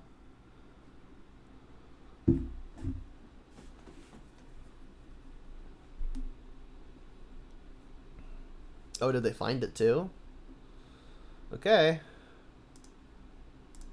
I mean, they did Jace last turn, so they knew that was happening. We've got Ravine, though, so Ravine is going to be our best way to win, at least right now. I guess I should pop Spellbomb first. Maybe I find, like, a Bloodbraid or a Huntmaster that I would rather cast. Okay.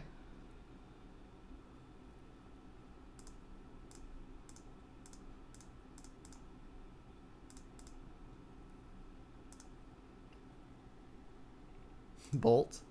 I guess I'm going to bolt the Spirit to deny my opponent the option of blocking.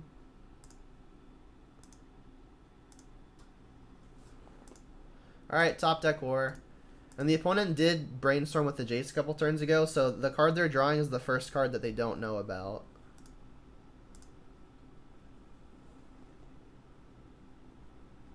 They found Teferi? Jeez, we got a game.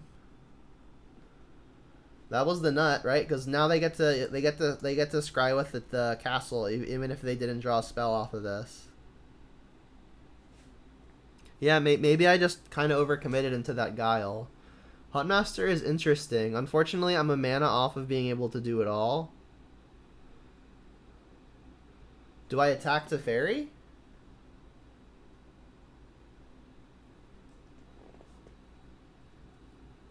I can activate the Ravine in an attempt to kill the Teferi. Again, the card they have is a random one, so I think now is probably the best window to kill the Teferi if they've got it. The big concern would be if the last card that if the one card they drew randomly off of the top is another copy of Cryptic Command, this could be bad. But they've already used two. I think I'm just gonna go for the kill Teferi. If I Huntmaster here, I don't even know where to attack. They just continue drawing cards. So I think I'm going to try to kill the Teferi with the Ravine.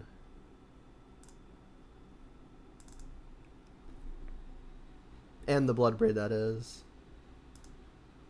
And then hope that the one random card that they've acquired off of the Teferi isn't a good one.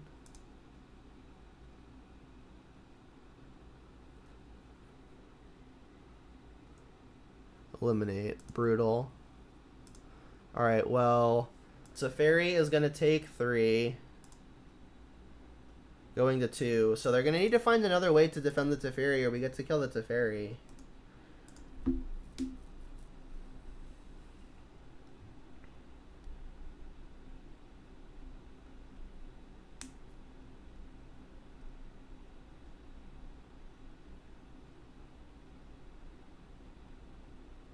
Mentor. Jeez.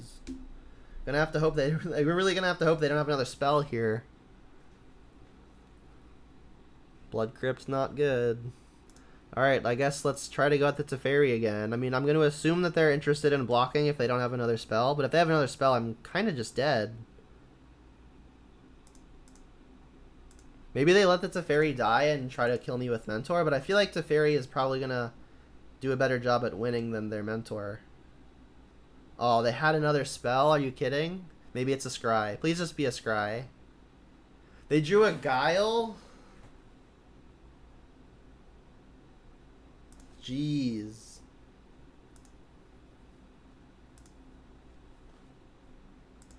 They're running pretty hot.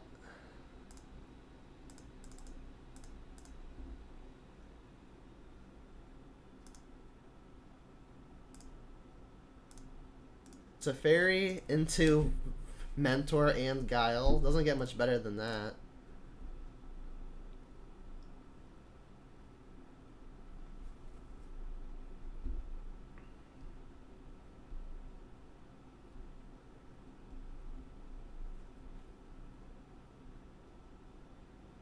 They bottomed.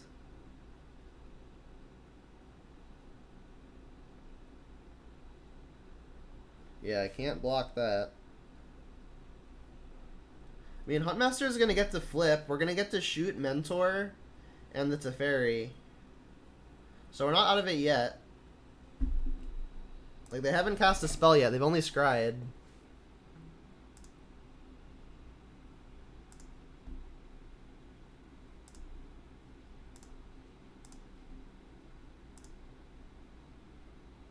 This needs to work. It worked. And this has trample. I guess let's go for this. Cool. I'll kill the flyer, I suppose. I mean, we know they don't have a prowess enabling spell, so maybe this is incorrect. If they've got a Snapcaster, we can still trample through to kill Teferi. So I think I'm just gonna send this at Teferi. So again, it does have trample.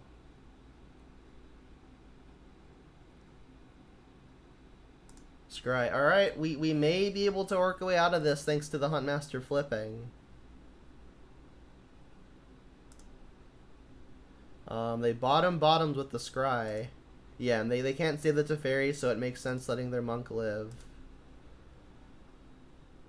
Alright. I mean, if they find a spell, they can kill my Ren in 6. That counts. We're not out of it yet. But I mean, if they cast another spell, Ravager of the Fells is going to flip back into Huntmaster of the Fells. We drew a Kroxa? That's good. We can't escape it yet, but I am definitely going to attack both here. Hope they haven't found Snapcaster. Snapcaster would be really brutal. Alright, they're at 4. Kroxa?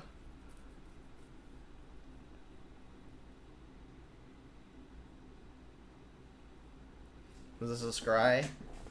Unfortunately, we don't have another spell to flip the Huntmaster back. They top-bottomed with that Scry. That could be an issue.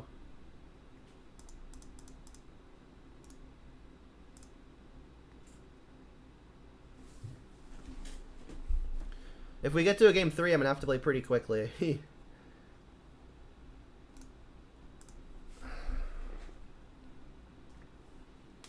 And they did top-bottom, so they like at least one thing that they're drawing. So yeah, maybe I misstepped. I should have killed the prowess creature with the Ren and 6, because like we knew they didn't have anything to enable prowess, or else they would have saved the Mentor. And then their monk was able to kill my Ren, and they're at 1, so that was definitely an error.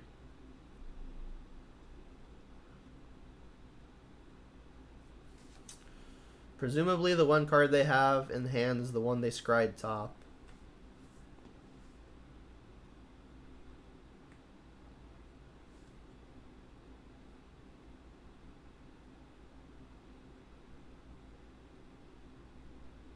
Just bolt them. I am playing 2 bolts, right? Yeah, I took 1 out. They drew Kaya's Guile again? Jeez. Alright, well I guess I'll sacrifice Wolf.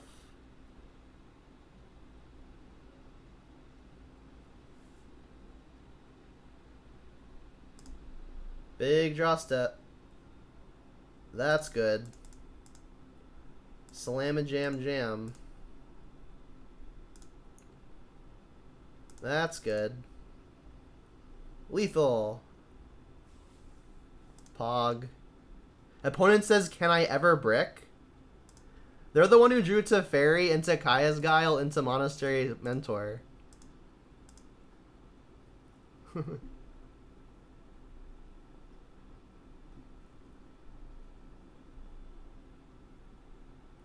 Non-stop bomb after bomb.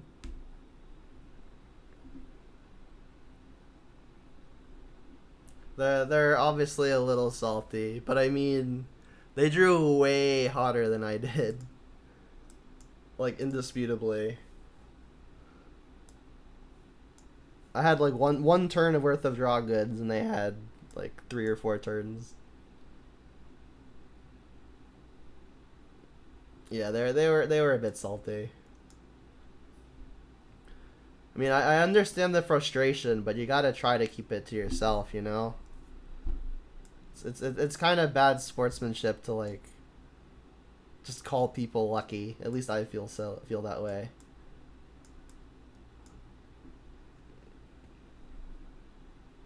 Yeah, like they drew like running Kaya's Guiles, and then like I drew a Bloodbraid which hit a Croxa, which was a deal 3.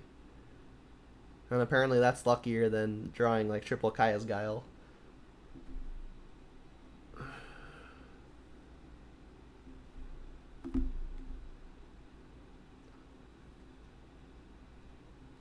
Alright, well the Jund 5-0 Dream is still live, which is of course a 3-2. You love the elitist salt. You relish in it. Well, a good relish is made with a good amount of salt, right? We're talking about condiments.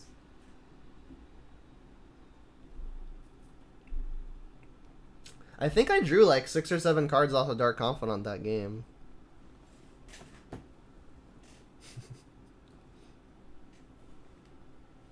Yeah. A good relish needs to be curated with salt. Got to get some nice pickling action going.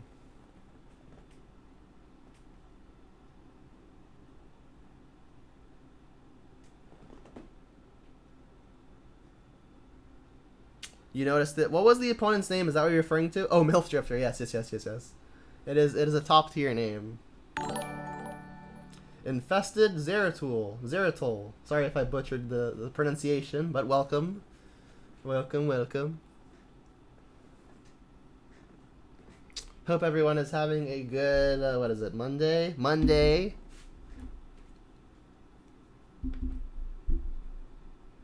You got anime to binge? I just started re-watching Attack on Titan. I'm not a big anime fan, but my girlfriend recently got into it. And I watched like Attack on Titan like as it was coming out in season 2. And then like when I caught up, I kind of stopped and forgot it existed. So I'm starting to work back through it again. In hopes of catching up at some point.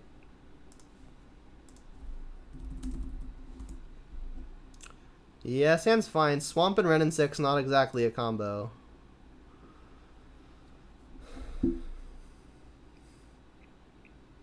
See you later, JDX. Definitely keeping my 2 lands. Definitely keeping Bob. I should probably keep Renin 6 Liliana. So I guess it's between Bloodbraid, Croxa. I guess I should just keep my top end. I've got 2 good things to do at 2 mana. And then I guess I'll just get stomping around with this. Temple Garden. Maybe it's Heliod? Not a lot of Temple Gardens out there. Yeah, it's looking like Heliod. Please, can I draw a a way to cast this Renin 6 on turn 2? That would be so good. Just kill their Arbor Elf? Damn it. Alright, well I can still Dark Confidant. Please don't kill me on turn 2 with a company. And a non-swamp untapped land there would have been so nutty. They have the combo. Am I gonna get okie doped?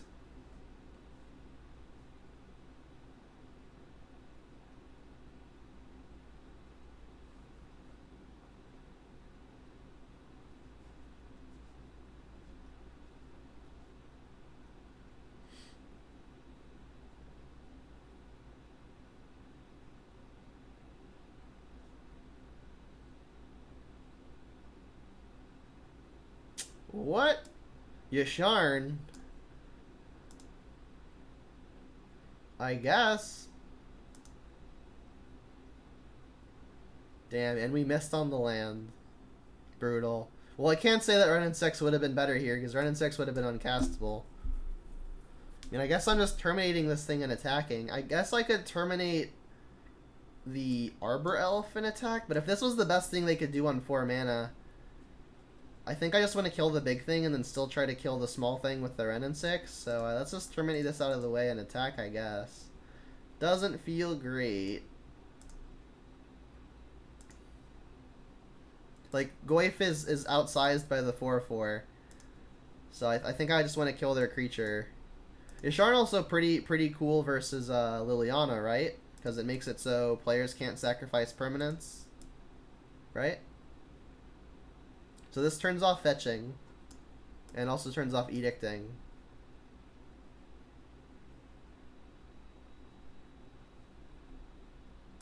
So many windows. Eternal Witness, get back Yasharn. Yeah, brutal.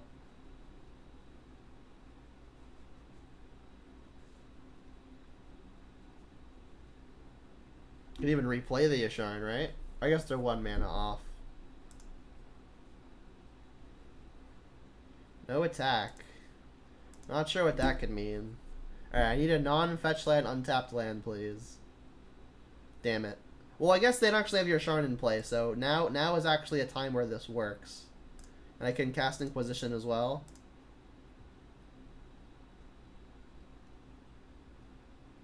I just straight brick, though? Jeez. Hornet Queen. So this is maybe not Heliod, but this is definitely something interesting. Let's get second black, second red, Blood Crypt. I don't need a lot of green for any particular reason.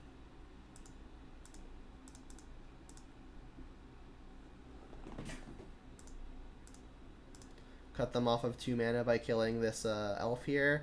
And if they attack my Ren and 6, I think I will block now. Like, just being able to guarantee lands is going to be about as good as drawing a random card here. Because, like, I've got all the spells now. I don't need more action. I need lands to cast the action.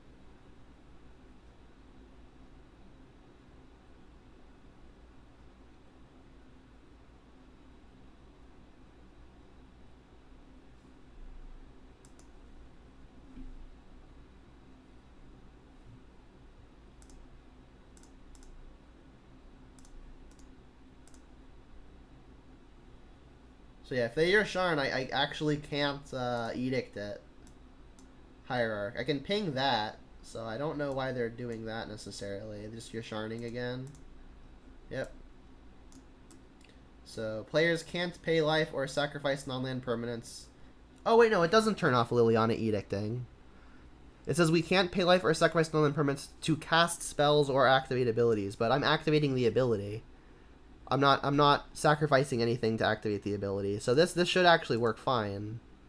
Kill this. Glad I gave that an extra read because I'm fairly confident this works.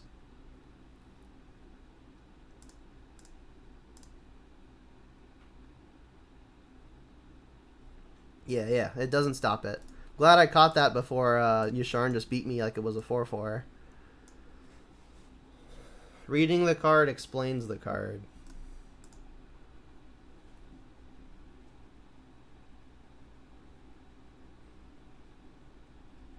So they have 6 mana now. They are actually just 1 off of casting Hornet Queen, though. Skyclave is annoying. I think if I were them, I would have gotten rid of the Ren and 6. They played this Temple Garden. I think I want to cast Bloodbraid here.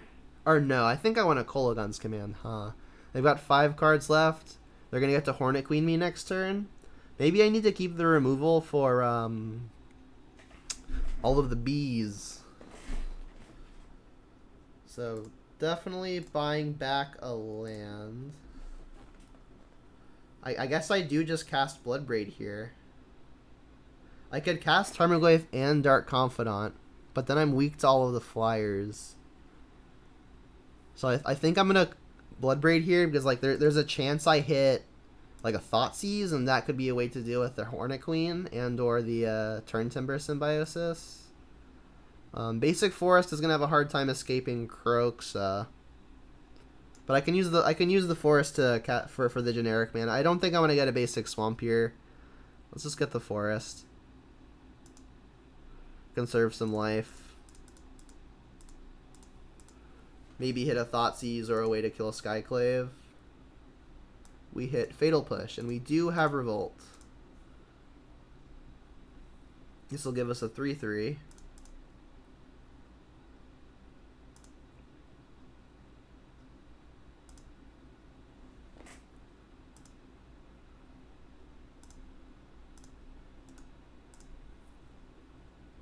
Oh yes, this is true. Plague Engineer can take care of the Hornet Queen tokens.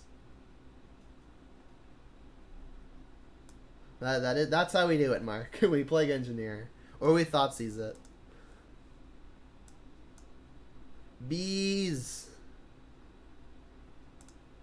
This is one of the most nostalgic cards for me. When I first started playing Magic was when M15 came out. But the first time I like actually acquired cards was in Khans of Tarkir.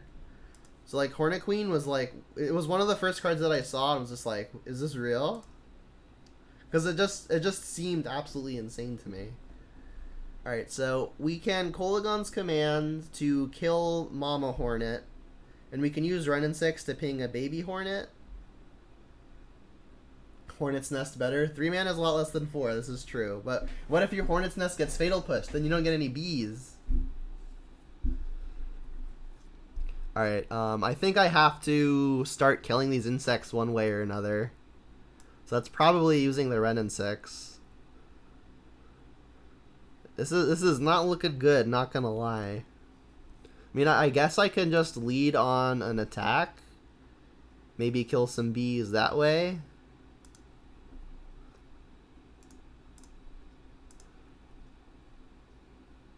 Yeah, Modern is a pretty fun format at the moment.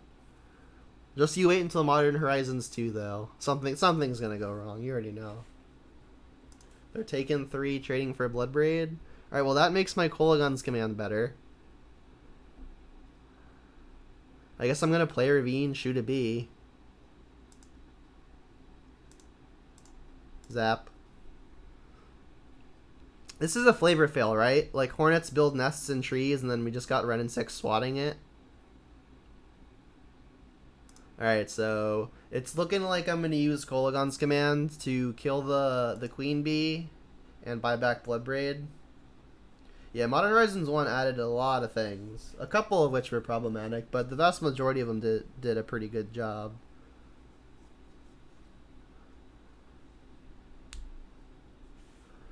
So I'm hoping they send like 1 bee at the Wrenn and 6, and then I can maybe just shoot that one and let the Queen live. I doubt they have any like blink effects. The trees from the Wizards of Oz wouldn't be happy about it. Maybe 6 is one of those trees. It's possible. I accept that reasoning. Alright, this is going at Wrenn, this is going at Wrenn. They're just like all going at Wrenn. They want Wrenn dead. Alright, well, I guess if Wren's gonna die, I can wait till end step to Kolaghan's Command. Let the opponent make more decisions.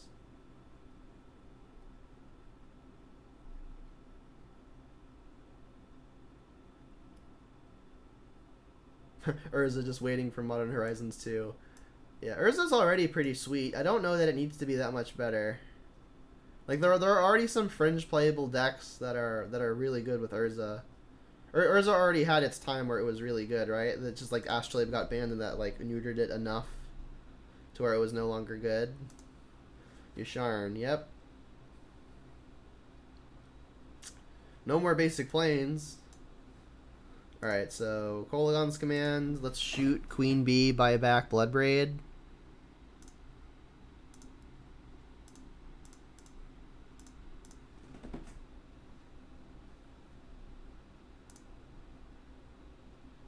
Another land. That is actually turned off by Yasharn, though. So I guess I'm just casting Bloodbraid. Just gonna keep on trying to find some answers. I guess the only thing... I can't even hit a push, right? Because it just straight prevents the Mire from being activated. I could play Tarmogoyf. That blocks the Yasharn pretty well. And then I can play Bob as a way to try to find more answers to insects. That sounds pretty good, actually.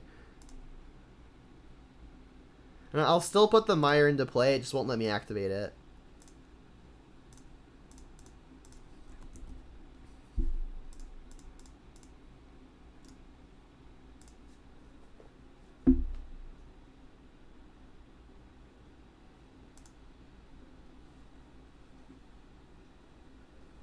Yeah, I know I can't fetch.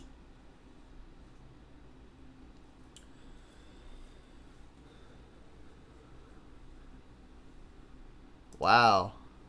The opponent's going deep. So this is just straight not Heliod, right? This is just some kind of green-white value town pile. Feels like it should be a fairly even matchup as long as I could have good answers for the top end, like Hornet Queen.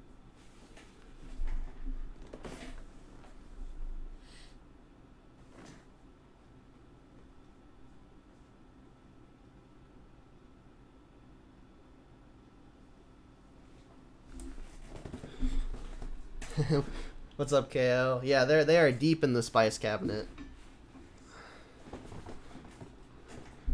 Witness. Uh-oh. Hornet Queen? I guess they could get back Skyclave now if they really wanted to. Witness getting witness. Demonstrate a loop. Now get back Hornet Queen. Yeah. I'm gonna... If I don't find the Thoughtseize here, I'm just gonna scoop it up. There's a real good chance that I'm going to need as much time as possible to get through 2 more games. Yeah, if I don't find a Thoughtseize for this this impending Hornet Queen, I'm pretty secure in just packing it up.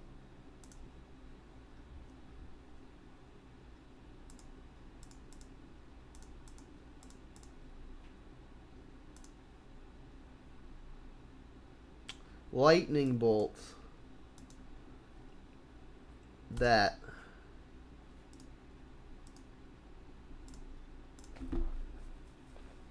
Don't think we're beating Hornet Queen number 2. Alright, Plague Engineer? Hunt Master. They're playing Eternal Witness, at least 2 copies, so Spellbomb probably good. I don't think I want Brutality. We didn't really see any spells that it relevantly hits.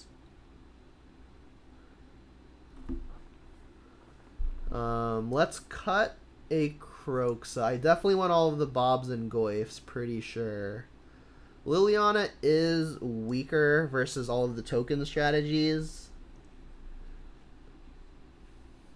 And also weaker versus like all of the multi for ones like Eternal Witness. I need 4 more cuts.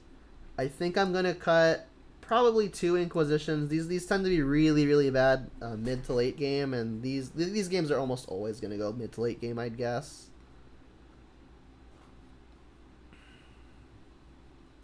Maybe Terminate, just not good enough either. I guess it's a good way to deal with stuff like Yasharn pretty cleanly, especially when Fatal Push can't reliably revolt against stuff like Yasharn.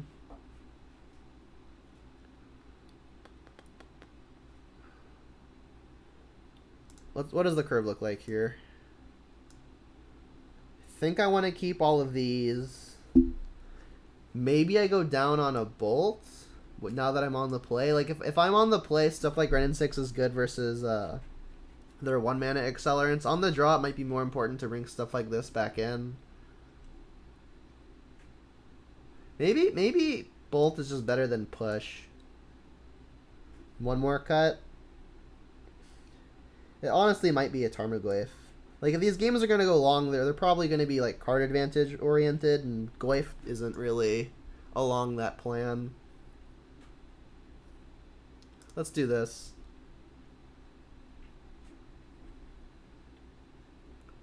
And go first. Damn. Alright, well, we're not keeping this. We are keeping this. Let's keep... This would be an excellent 7. As is, I think I'm just going to bottom probably a land. It'll be unfortunate if I don't hit a 3rd one, but this hand can operate really fine for a while off of just 2 lands. And then, like, if I find another land, then it's just obviously fine.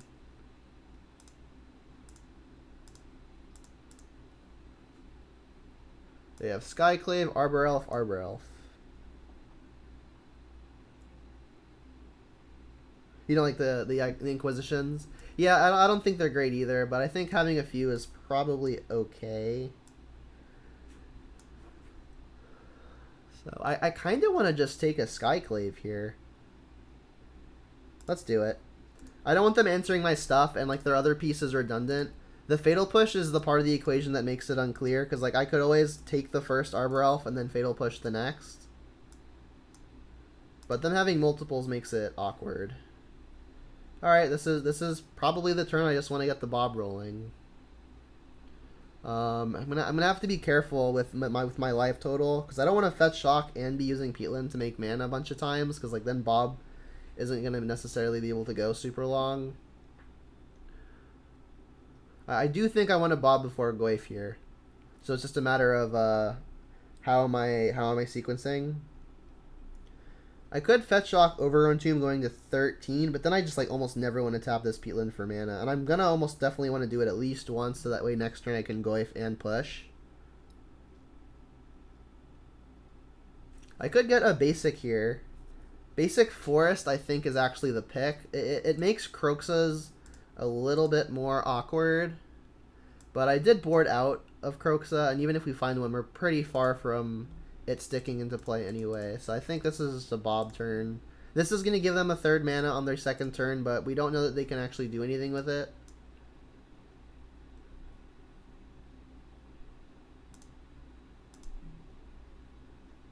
Plague Engineer, please.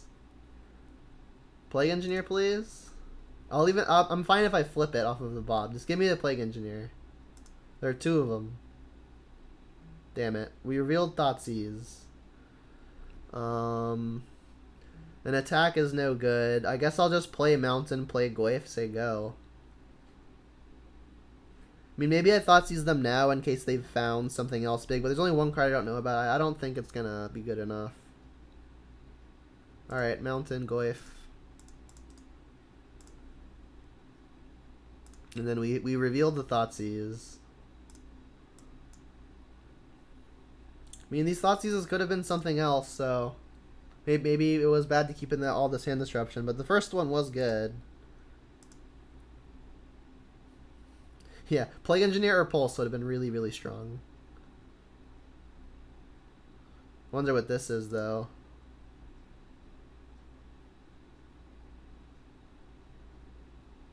Witness, get back Skyclave. Brutal. Alright, so they're gonna get to Skyclave me, too. They should probably just hit the Bob. And then when as soon as whatever they take is taken, I can then push the Skyclave because I'll have Revolt off of them taking my thing. Would still really like a Plague Engineer or a Pulse.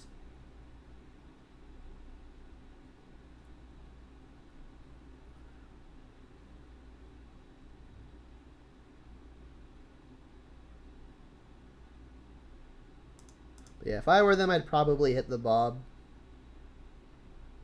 Yep.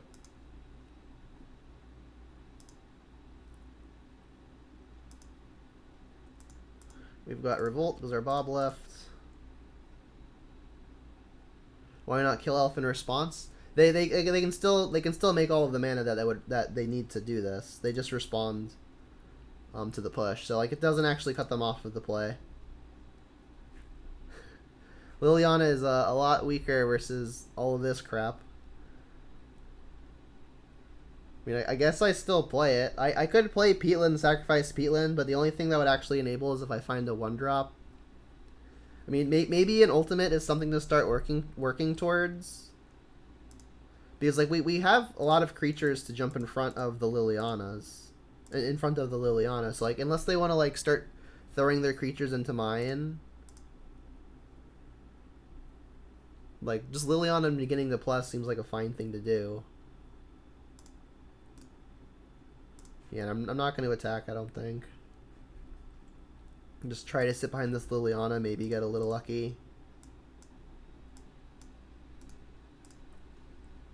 We've got 6 mana, 7 if they wanted, assuming I've tracked it correctly, which is possible that I've done it wrong. Ugh.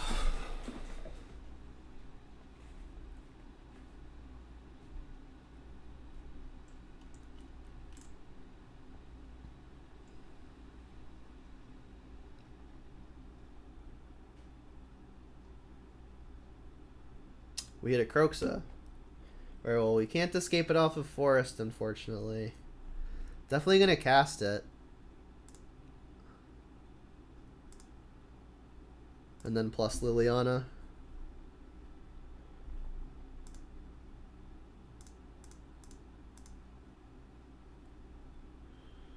It was a Field of Ruin. Alright, so I did track it incorrectly.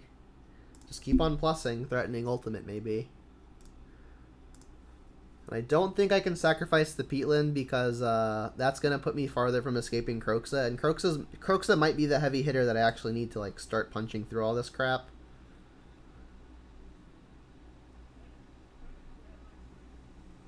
So I'm going to have to get lucky. They have things like Hornet Queen, Turn Timber Symbiosis that I'm worried about. Even just more Skyclaves would be bad. Alright, well this takes Liliana, I guess. They could take my other Goyf and start attacking Liliana. And they're cutting grass again, so I'm gonna mute it.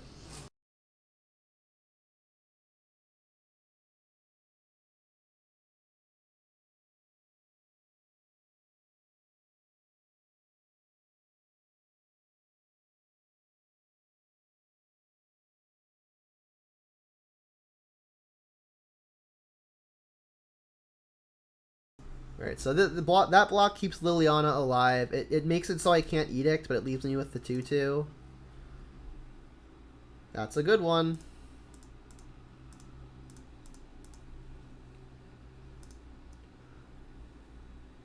Dark Confidant, also a good one.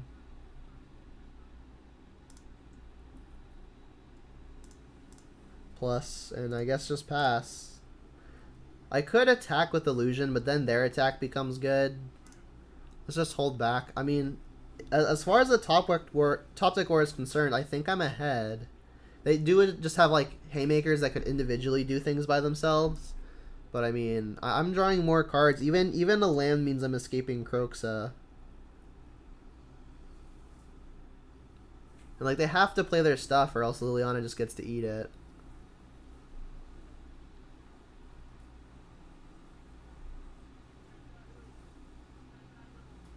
You need to avoid the Hornet Queens. Witness is also bad for me. This gets back, I guess, Skyclave again. Skyclave can eat something else too, so they're probably going to take my Bob again. That was bad for me.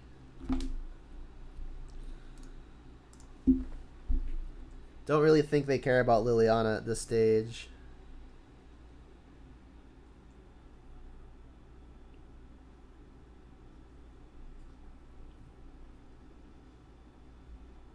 Bye, Bob.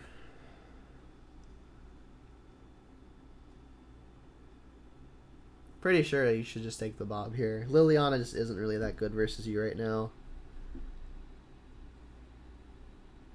Yeah, this game is insane. It's definitely as Garfield intended or something like that. You want to attack me with a Witness? Attack Liliana with a Witness. Probably worth keeping Liliana alive.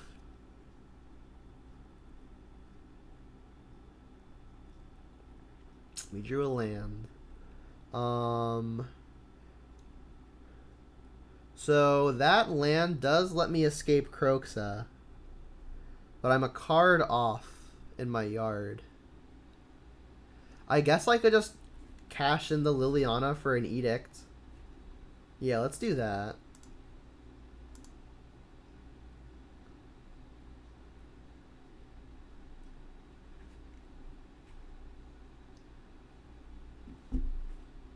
They hit a Witness, yeah. So, I mean, luckily, things like Turn Timber Symbiosis and Hornet Queen, they're a mana off of. Is there any reason to attack here? I don't think I can. They're never blocking, right? If I shock going to 9, I then have to go down to 8 to tap Peatland. If they attack all, I block 1, take 4 down to 4.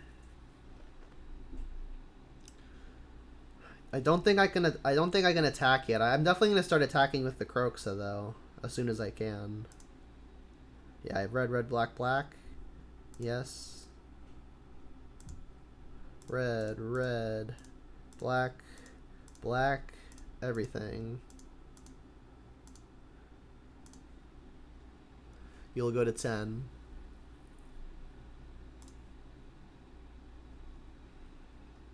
And I think next turn is when I start attacking. When Kroxa is also hitting. Because like they just like have to block starting next turn. Really hope they draw a land here. Lands would be good for me. And now that I've got the Kroxa into play, I can pretty freely cash out my peatland for anything else. Probably tapping Forest to do so.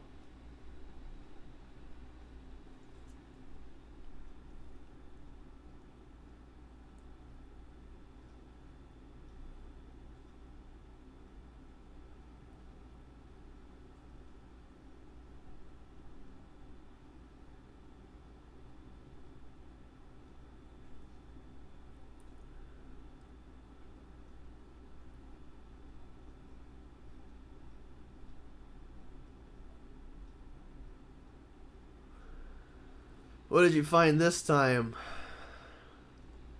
Another witness? Stop. Well, they don't have another Skyclave. This is just like a witness play a witness. Like, they're just creating a value chain. I mean, luckily this witness has to get a land back though, right? Because otherwise Kroxa would just make him discard it.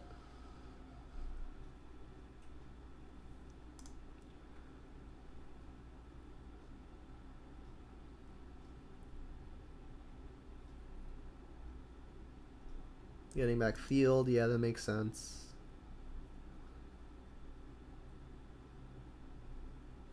So they've got 10 powers worth of attackers, which means if I attack all, they can just let the Kroxa through, then they can attack all. I can block a Skyclave, take 8.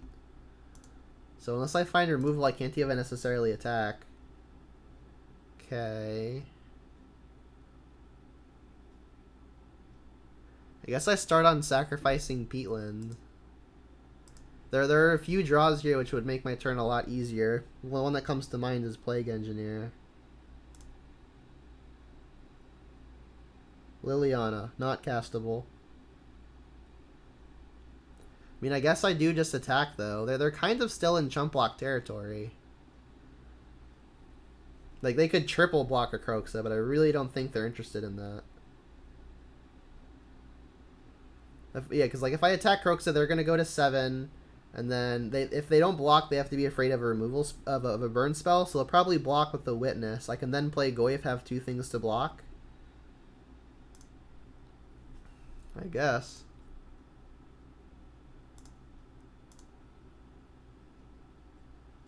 I mean, if they want a triple block here, I'm ecstatic. If they want a quad block, even better, because that would prevent them from dying, having everything from not killing Kroxa to like a removal spell. If they block with 3 things and I killed one, then Kroxa would live. Yeah, they should just block with a witness here.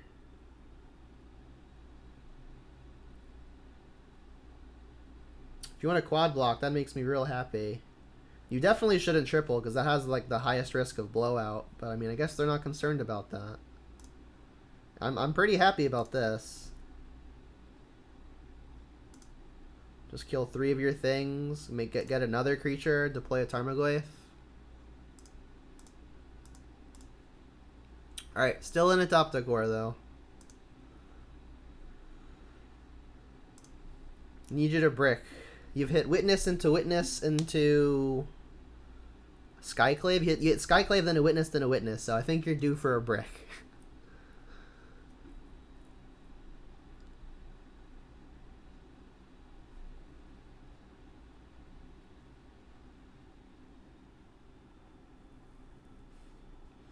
Which is exactly when they draw Hornet Queen, right?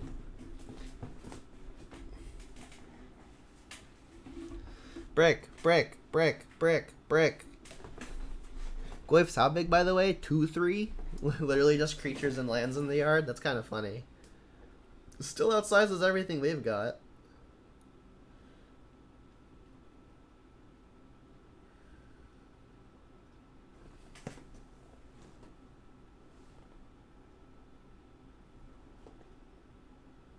Power of Bob, yes. We've got a Bob in play, kind of.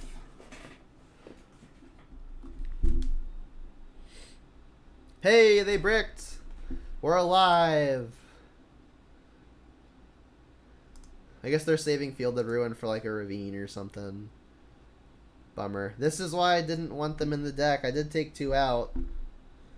It looks pretty terrible here. Alright, what does an attack all look like? Looks like the thing I'm doing is what it looks like. This is a 2/3.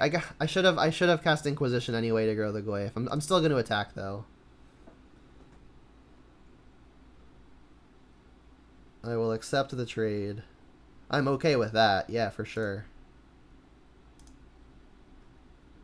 Alright, so this is going to leave me with the 3/4. I guess actually we still only creatures in the yard, so still going to be with a 2/3 and a 2/2. Do I want to just grow the Goyf now? I mean, I'm going to cast it. I should have cast it in the first main, but I still want to feed the Kroxa. I could have even just Inquisitioned myself as a way to feed Kroxa, but I think just casting Liliana is going to be good too. And we need double black. We need another black source for Liliana or Kroxa anyway. So as soon as I hit the black, I'm probably just going to cast Liliana. If they brick here, we win the game. They've got 5 power in play. They're at 5. 5 minus 5 equals 0. Fun fact.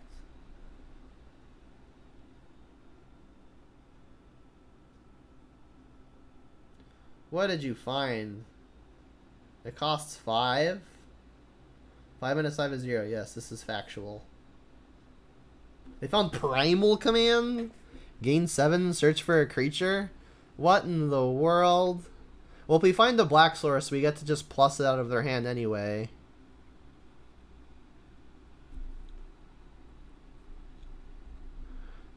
They can get something that costs 6 or less. They could get maybe Hornet Queen and then try to spike the land.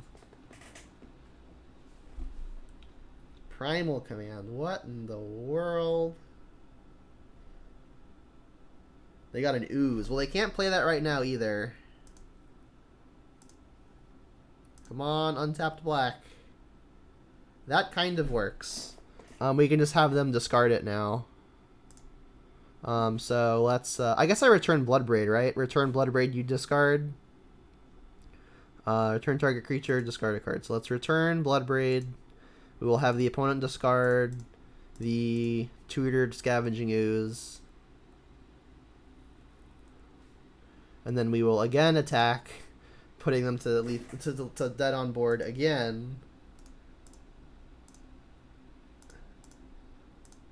And then if for some reason they draw something silly, we'll have Bloodbraid as a follow-up. Yeah, I feel like every time I pray for a black source, it's always Blackleaf Cliffs. Alright, we took a game. Alright, I think I'm bringing back in the other Fatal Push. And let's just cut these damn Inquisitions. I think I want the Thoughtseizes before the Inquisitions, because like these can take the ridiculous Hornet Queens. Maybe I just want a Cleansing Wildfire. Like, they do play Utopia Sprawl. So, like, worst case, it cycles. Best case, it hits what is effectively a land. Solution to Blackleaf Cliffs coming in untapped. Only have 2 lands in play. Yes, that is a way that would work. The issue is we had more than 2. I could see bringing in other Wildfire, or first Wildfire, 4th Liliana, 3rd Kroxa.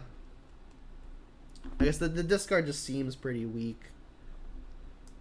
Wildfire is definitely worse on the draw, because like they could Utopia Sprawl on 1, and then you could like untap on your turn 2 and kill it. But if they get to go first, you don't get access to that.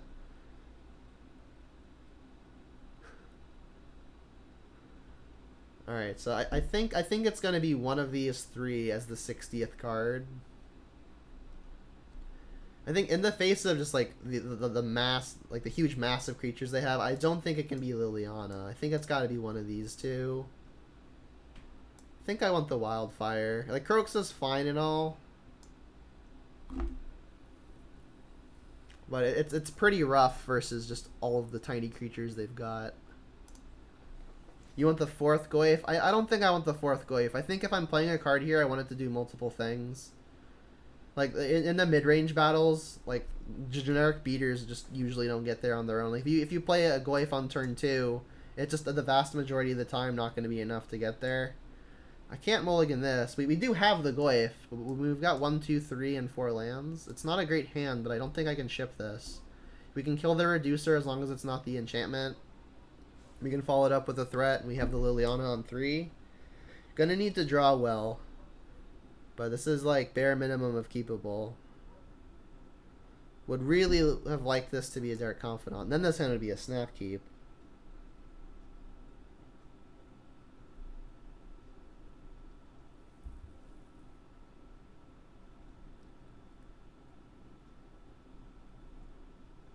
Yeah, BB off the top, no problem. Please don't be the enchantment. Crap. Not a land, please. Hey, there's the Bob. Alright. Blackleaf Cliffs go. I could have played fetch here because if the opponent doesn't play something that I want to bolt, that'd be a way to get the fetch out of the way. But I think the overwhelming chance is that they are going to play something I want to bolt.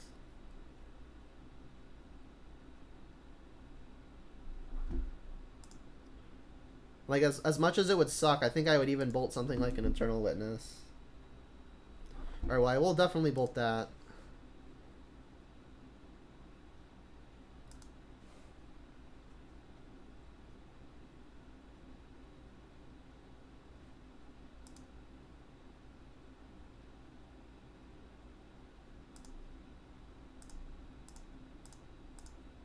Alright, I'm going to play a Dark Confidant, try to find more ways of interacting. Land is not a way to interact. And I have not yet seen Collected Company from them, but it's possible they've boarded it in. Not exactly a combo with Hornet Queen.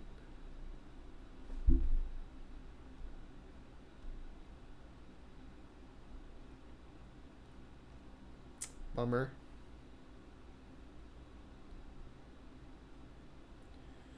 Jeez. And the hierarchy here is pretty rough, because now we can't edict the other thing out of the way. Kolaghan's Command is good, though.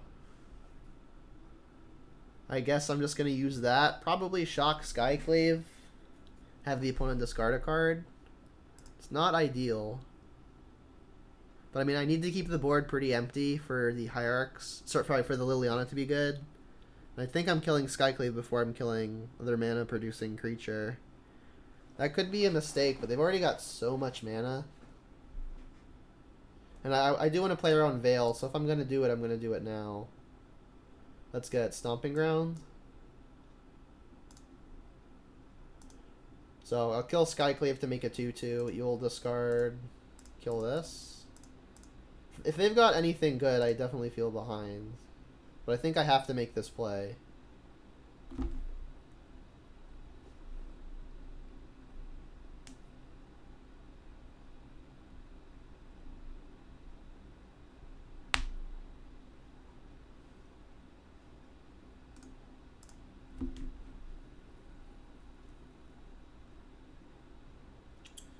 Yep.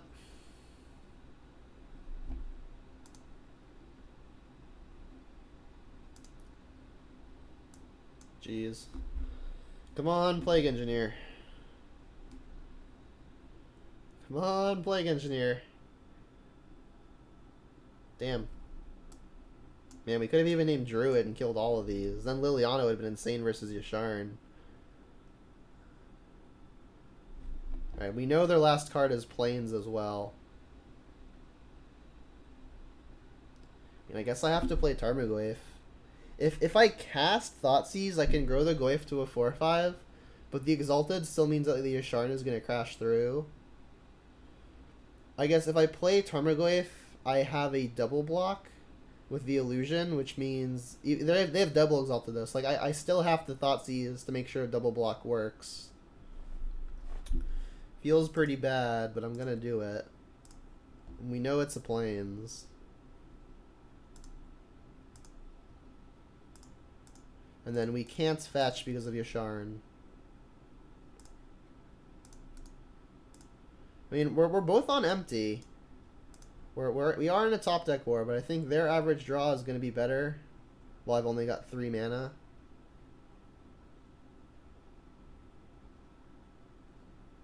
That redraws. Also a druid, but a 2/2.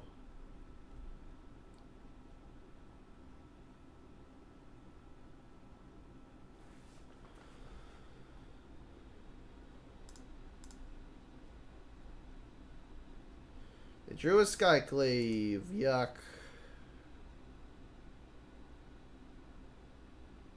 Skyclave is so good.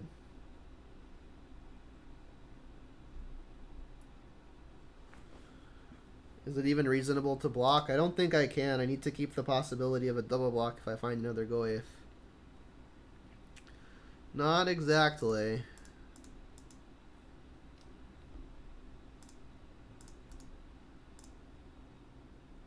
Alright, now I'm going to start chumping.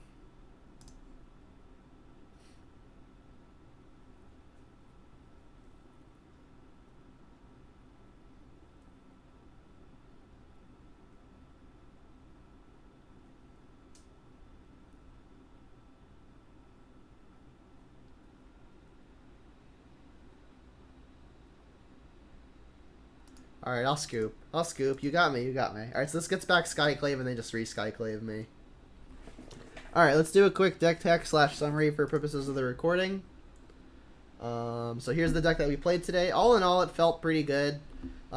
We, I think, got an above average number of just really bad matchups.